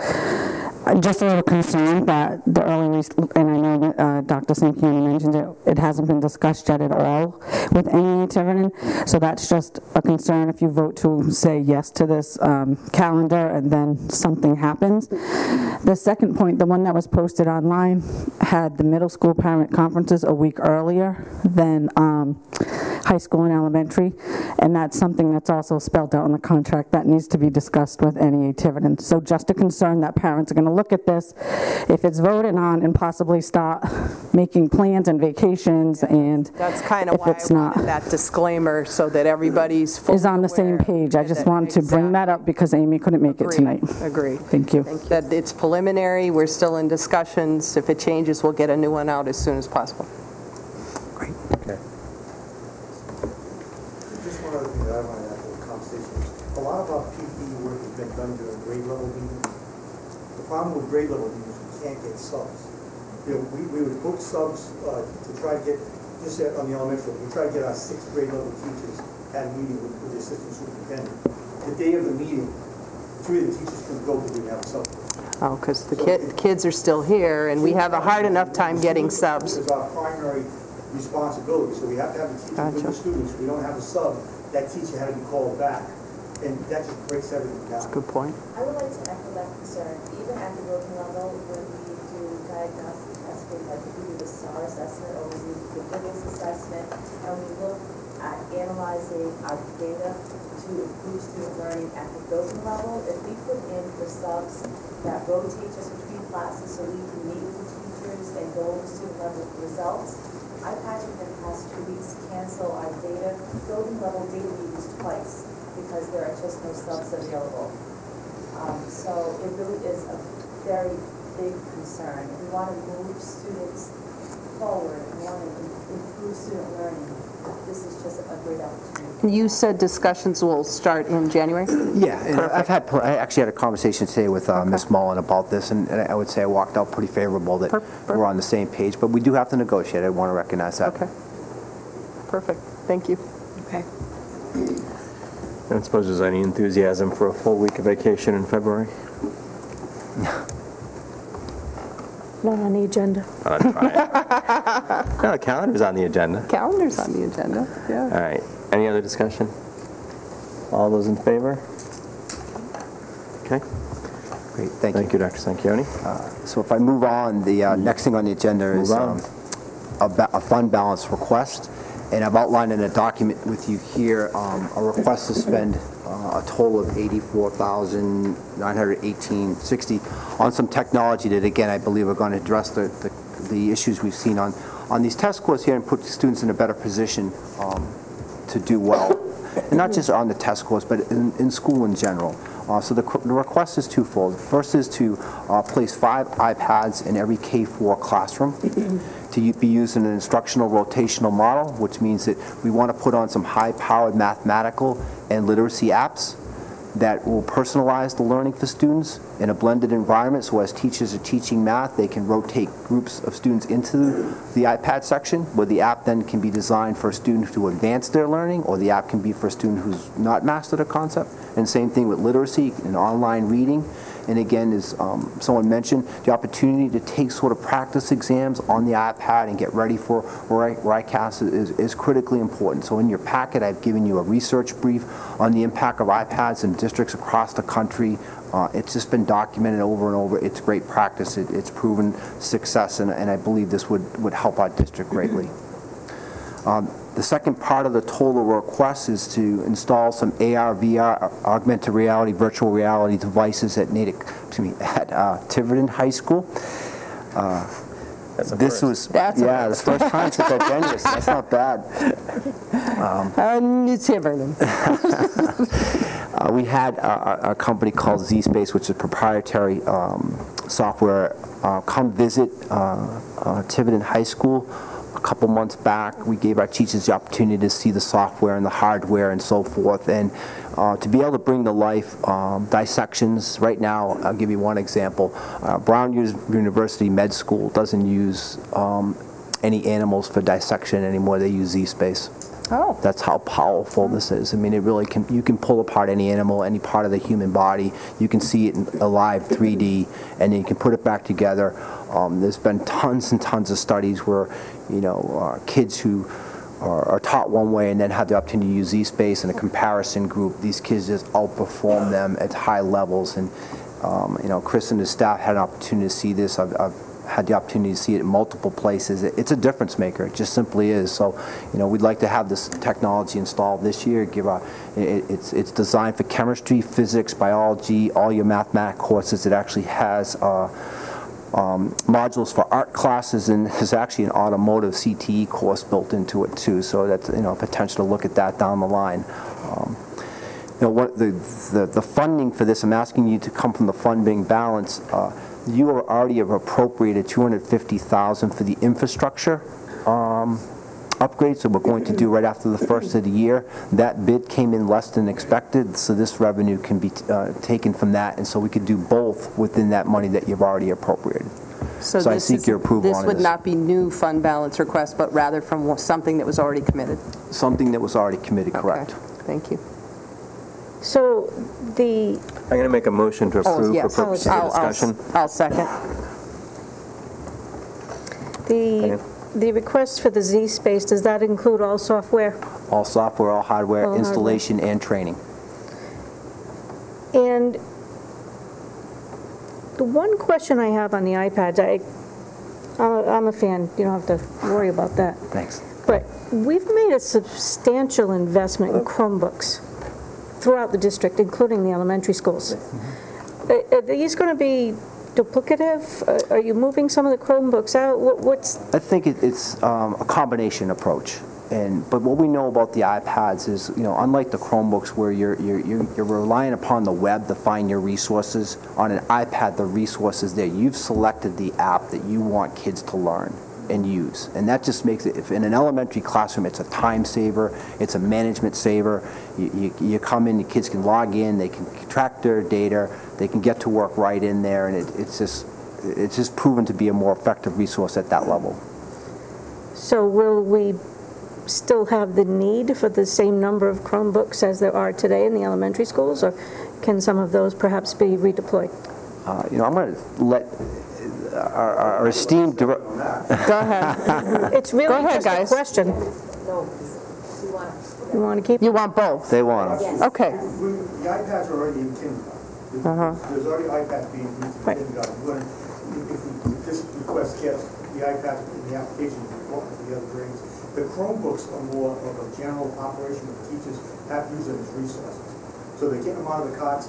If it's amplified science, if it's some social studies lesson they're putting on, they're using those Chromebooks to get out of the web. The iPads are more application. They won't be able to hook up to Wi-Fi? Oh, they will. Absolutely, they will. Yep. But if we use the plan that we're talking about, the iPads are going to be more application. They're going to be used for kids to go onto an application, practice, to track their work, and to do that. So it's not going to be like we're going to take, right now, I'm trying to figure out, we've got like 90 Chromebooks. That's why we were out, yeah. Those 90 Chromebooks with 90 iPads. Right, and as 21st century learners, I mean, we really should make sure that our students have access to as much technology and different forms of technology as possible. So if they have access to Chromebooks, if they have access to iPads, I just think it's better for our young students. Thank you for that great answer, actually. And then my last question is, how are we going to protect these iPads in the small hands? Go ahead. I know you got the answer. So at the elementary level, we have bumper cases for them that have actually worked rather well. They're relatively inexpensive. They're color coordinated per building. And they're staying in the building for now? Yes. For now? Yeah, they stay. Those will stay in the building. Okay. And is that part of this request also, or It is it not. that insignificant? It is not. It's actually a relatively low number. They're about anywhere from $11 to $14 per unit. Which I would think would be very important that we purchase those. Oh, absolutely. For the lower grades. That's why I was surprised I didn't see it in the request. Yeah, that request has just the Apple quote with the software to back everything up for it. And we do not need to go out to bid on Proprietary item on the state bid list. Both items. Can I just, the Z-Space, is there any kind of like a recurring licensing fee or something on it? Like what's our commitment after this year? It's under 10,000. Okay. Any other discussion, questions? Okay, I'm going to ask for a vote. All those in favor? Any against? Did you guys vote? I said yes. Oh, okay. I didn't see your hand. It was up and down so fast. Falling asleep. No, I was looking. I was making sure they Thank you. All right. Okay. Thank you. Yes, we did. And Dave's next. we are on. Where are we on this very long agenda? We are technology director goals. Okay, Mr. Carnevale. Good evening, everyone. How are you all? Okay. So one of the things that's different this year is Dr. Sanchioni has asked me to come up with 3 goals for the technology department, for myself, the technology director, to kind of hit some milestones for the district. So what I did is I put a little PowerPoint presentation together, which you all have in your packet, and I'd like to go over it now with a couple of little notes on top of that. So in regards to the teachers and the students and the test scores that we're seeing, one of the big things that we need to accomplish as a district is to make sure that our infrastructure, what controls our internet, our network, the infrastructure reliability is there. So the goal for the department is by May 1st of 2019, all 5 of the schools will have reliable internet service for seamless instructional practice. If you're in the high school at certain points in the day, you'll notice that there are times where the internet just doesn't work for you all the time. We want to replace the aging switches in all the buildings, and this is to power all the new devices that we're putting in. We're going to replace any of the outdated or unsupported wireless access points that we have. These can handle, the new ones will handle much more devices per unit as what we currently have. One of the benefits of these buildings, I've been through them dozens of times, and especially the middle school and high school, seeing them with the ceilings down, is our backbone or central nervous system. The wiring is there. It's great. It's just the positioning of these access points just aren't covering what we need for students. And an example I wanted to let you all know about is at the high school, if you take all the access points we have in the building and you take the specifications from them, we can handle 648 devices simultaneously. Once we do the upgrade, it'll be 3,840. So we have a population in this building around 638, 640 people. by making this change, we'll be able to handle at least 5 devices per person. Our goal is, at the teacher level, is possibly 3 devices per person. So we want to make sure that the students and the teachers have what they need to get through. So that's what the infrastructure reliability is going to be. Now, at its heart, the technology department is a customer service department. This is our second goal, is we're going to create an anonymous survey, and we're going to send it out to all our staff. As many of you might be aware, we use a ticketing system here. So anytime any technology requests come in because of something broken or some support that's needed, they submit a ticket to us, and we have to answer that ticket. So we'd like to kind of poll the staff here and see how good we're doing. So we're going to come up with 4 questions, an optional comment box to say, you know, do you have any advice or anything that you'd like us to change? We want to send out that email, that questionnaire, come the beginning of 2019, January-ish. And we're going to compile all the data by April 1st, get that all over to Dr. Sanchioni. And our goal is to be 80% exemplary or satisfactory. We just want to make sure that we're providing the best service for the staff, because in all, they're the ones that are trying to get these kids across the stage, so we want to make sure that we help them in those goals. And the last goal here, it's kind of broken down a little bit, is to improve student achievement. Now, we want to improve student achievement, prepare our students for 21st century workplace, and we want to implement a one-to-one initiative in the school district altogether. The first step that we have to take is, and I don't know if you've seen the high school teachers' laptops that they use. And I always joke around with them and say, well, you guys need to go to a gym to carry these around. They weigh like 7 pounds. And the batteries die very, very quickly. These teachers are having trouble going to professional development days with their devices provided by the district because the batteries die because they can't stay plugged in. They're really slow, they're clunky. So what we're going to be doing is updating the staff device to something new, something better, something that's going to last for them. And our goal is to get that in their hands on February 15th, which is the professional development day. The devices are for the middle school and high school at first, and then we will be implementing this at the elementary level come the beginning of the next school year. We've already purchased the devices from savings that we had in the budget this year. I've been getting some great deals and handling a lot of stuff, so we actually have the devices and are getting them prepared so they will be ready by this date. We want to set up a parent-student communication about the one-to-one initiative, and we want to get that out in their hands so that they understand what's going to happen in the next coming school year for these students and how these devices are going to be handled. We're going to have to come up with some policies around it, and we have to come up with ways that we want to get these to the students and have the parents aware that this is happening. The goals for the one-to-one is to provide the students in grade 9 through 12 the Chromebook. We're trying to complete that by September, and provide the students in 5 through 8, and our goal is in January 2020. I know this pulls me out a little bit on those goals, but I believe that with everything that we're doing, we can actually hit those levels.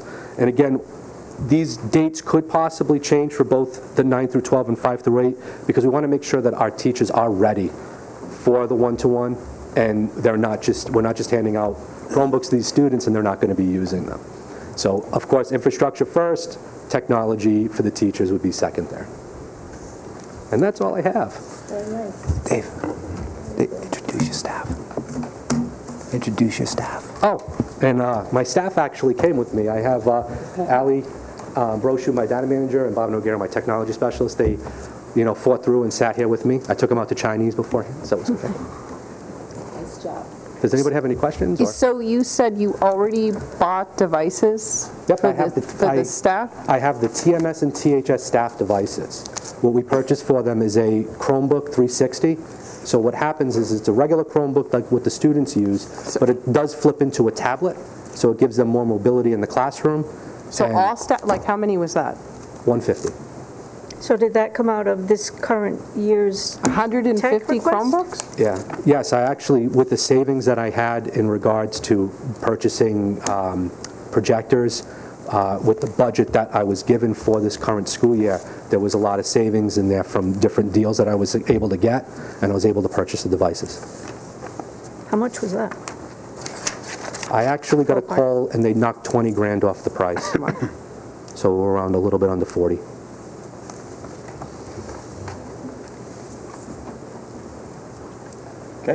Thank you very much. I do have a couple more. Okay.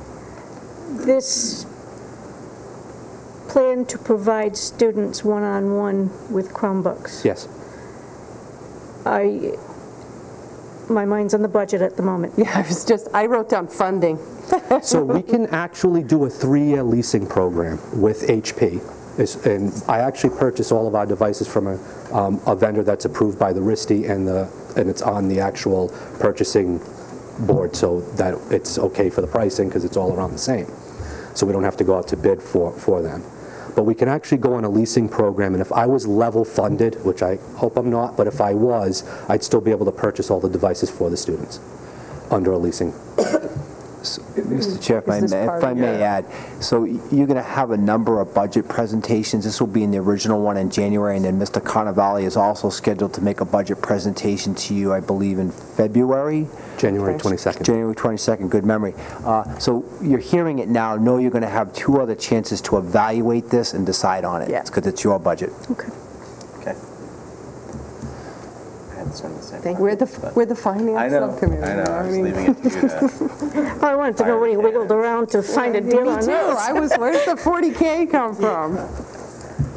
You'd actually be surprised. Every so often, sometimes the vendor will call you up and say, HP just gave me a deal. And honestly, when he called me, I had to jump on that. That 80% customer service goal, I'd like to see that. A little higher. It's good place to start. 80's passing. I think we'll do much better than that. I'm going to give you another opportunity. Thank you very much. Thank you. Actually, You've got Dave, the next one, too. Dave, your club. Oh, yeah, that's right. Let me just switch the screen. Yeah. So 11H, Computer Club Student Help Desk. Dave Carnevale.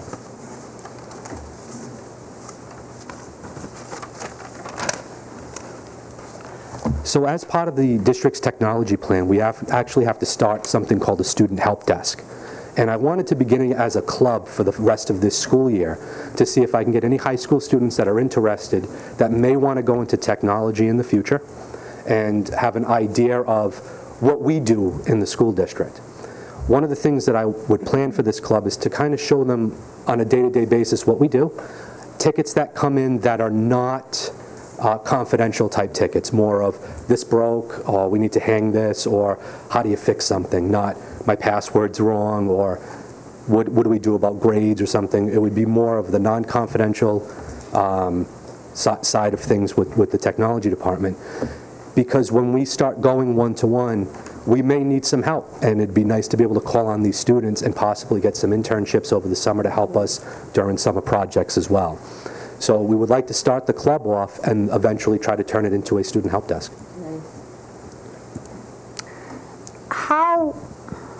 I'm just wondering how this is going to work. I mean, we do tickets as well at work, and those tickets they're turned around literally in an hour.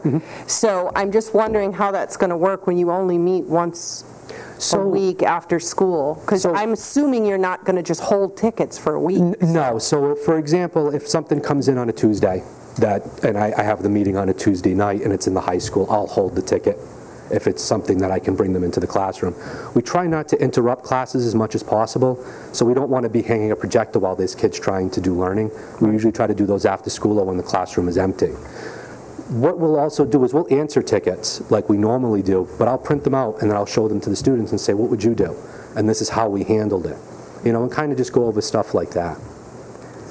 Because the help desk that I've seen or that I've read about from like Mass, for the most part, and I mean, I guess this, you know, certainly I'm not saying that this wouldn't be the way to start, but they're done during the day. So the students, it may even be part of a class that's taught, and they do it during maybe homeroom, or they do it during lunch, or they do it during their studies. Exactly. So are you thinking maybe... We're hoping that we could lead that way, but it's more, I would have to speak more with the administration and the buildings to set something like that up in regards to it being a class or part of a class. Because the element they are going to miss is the customer service. Right. Because that's huge, is learning to deal with the people that are having the issues. And because they're just going to be dealing with you, that element is going to be missing. So I think we should try to think of, I don't know how we could do it. I don't know if you could have some time after school where kids could stay and get help for maybe 20 minutes, whatever, 20 minutes or something. I don't know.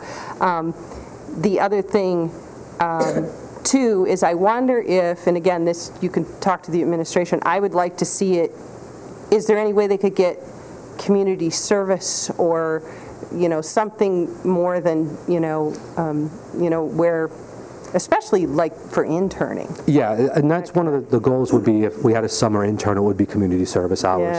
And we would have them helping us in the buildings, because we have to put the rooms all back together once the custodians clean them out.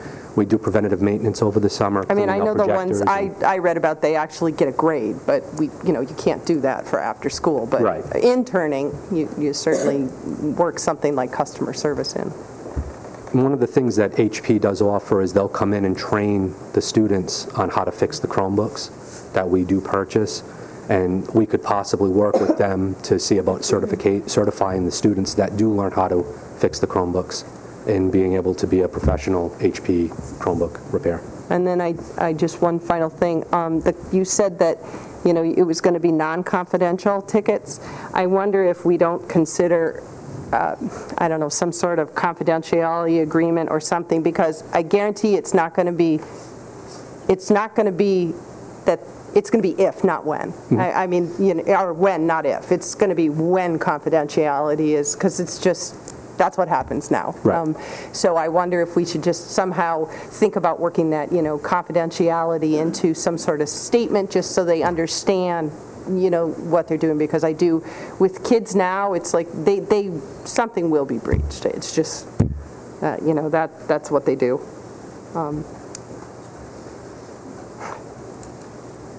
That's all I have. Thank you. Okay. Anybody else? Any other questions? Okay. Thank you very much. Okay. Thank you. Thank you. Thank you. Do I get the club?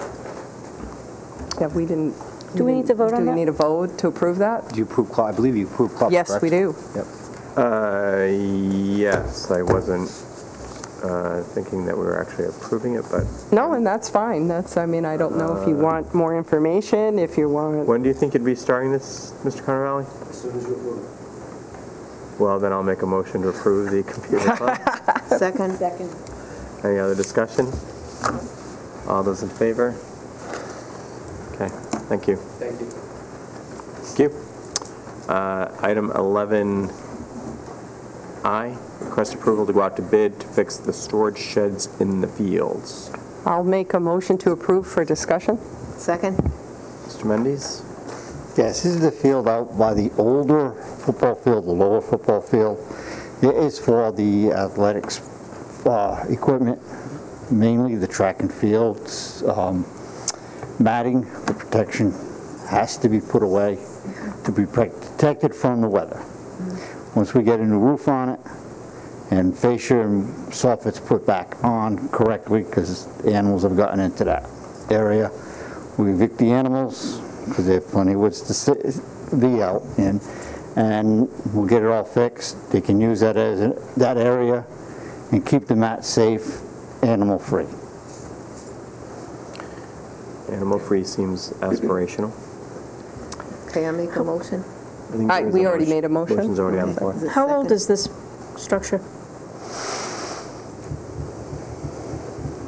Early 80s or earlier than that. It's a cinder block building. Is it? Yeah, the only thing on it is wood is on the roof. So it's really just, you're looking to repair the roof? Yes, just the repair of the roof. Dr. Sanchioni, funding source? Mr. Mendes, funding source? Budget? I have no, I mean, we don't necessarily need that to go out to bid, but I just, any idea how much? Depends on how much it costs. Well, I've got a quote from No, I meant we don't need the from a funding local source. gentleman and it was $10,000, so that has to go out to bid. It would be out to bid. That's the reason I'm asking. But if it was under that the 5,000, I wouldn't even ask. We would have just so do got we it done. feel like we can cover that with the existing budget, or do we? That's my question. As I need a source. Why don't we see what the bids look like? You want to? I mean, we can wait and see the bids, and you can think about that and come back once you have a better number. I can go because we can go out to bid without a funding source, but when you come back, we'll need to have something identified. We'll have to find a funding source. Perfect. Thanks, Mike. Okay. Okay. All those in favor? Thank you. Okay. Don't go anywhere, Mr. Mendes. Okay. Step back up. Request bid approval on accordion classroom doors and gym divider, item 11J. Mr. Mendes. This is the gym divider in the new gym divider in our gym here at the high school. That it was put in original. It is malfunctioning. We have to manually close one side. So if they need to divide the gym, it's got to be manually closed. There's no automatic anymore. This new divider comes down from the ceiling, similar to what Picasso has. It does not go all the way to the end. It's what all the schools are using nowadays. And the accordion door is in 3 classrooms. Three accordion doors in the building. They are, before early 80s, they were replaced at that time. If I'm not mistaken, they are just dry rotted and they need to be replaced.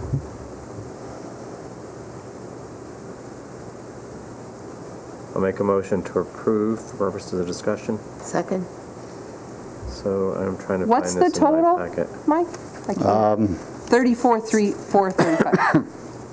Yeah, I can see it. Yeah. Right? And I'm happy to say that your funding source is that we put this in the FY19 budget request.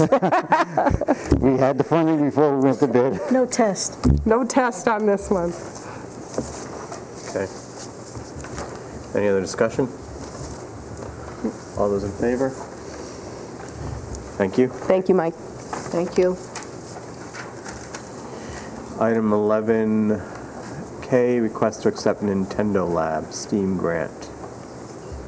Riley.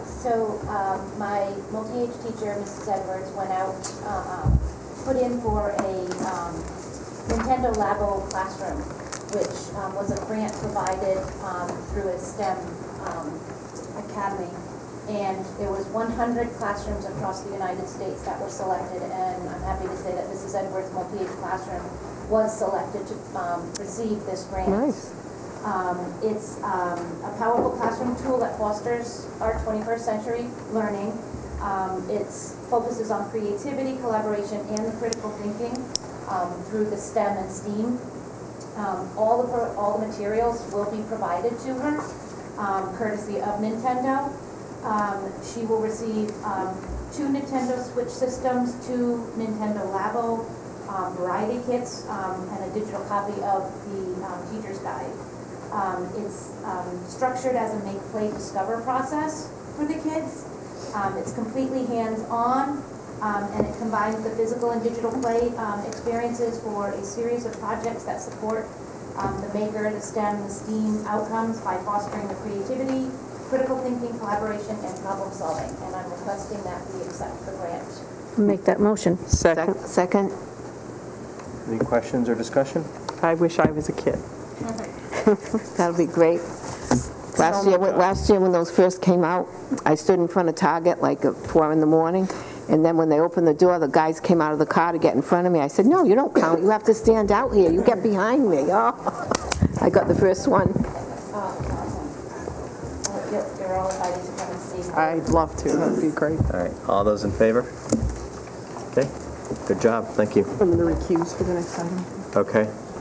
Item 11L, Drama donation and match grant, Dr. Sanquioni? So you have, in your packet, can see that through the Tiverton Education Foundation, there was a grant made to support the drama club in this year's production of $2,500, and there's now being a request to, can the district match that? So for your consideration, would you like to be able to provide $2,500 in funding to support this year's drama production? I'll make a motion to approve. Second. Any discussion? I just do. How much funding do we provide to the drama program as it is? I don't believe we provide any. So the prior productions have been self-supported, basically funded through ticket sales and program advertisements. We should consider in the future. Yeah, well, there's a budget coming up. But for now, it's a good idea, I think. I think that's a great idea. Support the kids, yep. So any other discussion? So this is all those in favor of supporting matching the $2,500? Yeah, well, oh, yeah. We're voting. Yeah. Against? I'm against. Against, okay. Item, we're done. 12, announcements, scheduled meetings.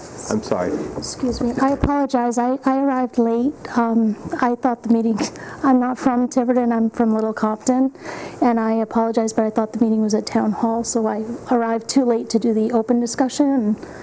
May I make a...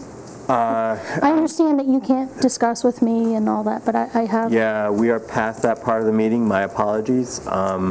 Okay. You'd have to come back to our next scheduled meeting, which will be in... I'm here on a topic that will be in the papers tomorrow. Still. I'm sorry. Okay. I'd be happy to, and I'm sure Dr. Sanquioni would be happy to discuss with you after the meeting, but we are past the open forum. Okay. Okay, we'll be probably another 5-10 minutes if you want to wait, and you can let us know what's going to be in the papers. So item 12, announcements, scheduled meetings, reports. Again, we'll be meeting next Monday at 6 here. Any other announcements or reports? Okay, I'll ask for a motion to adjourn. Motion to adjourn. Is there a second? Second. All those in favor? See you next week. Thank you, everyone.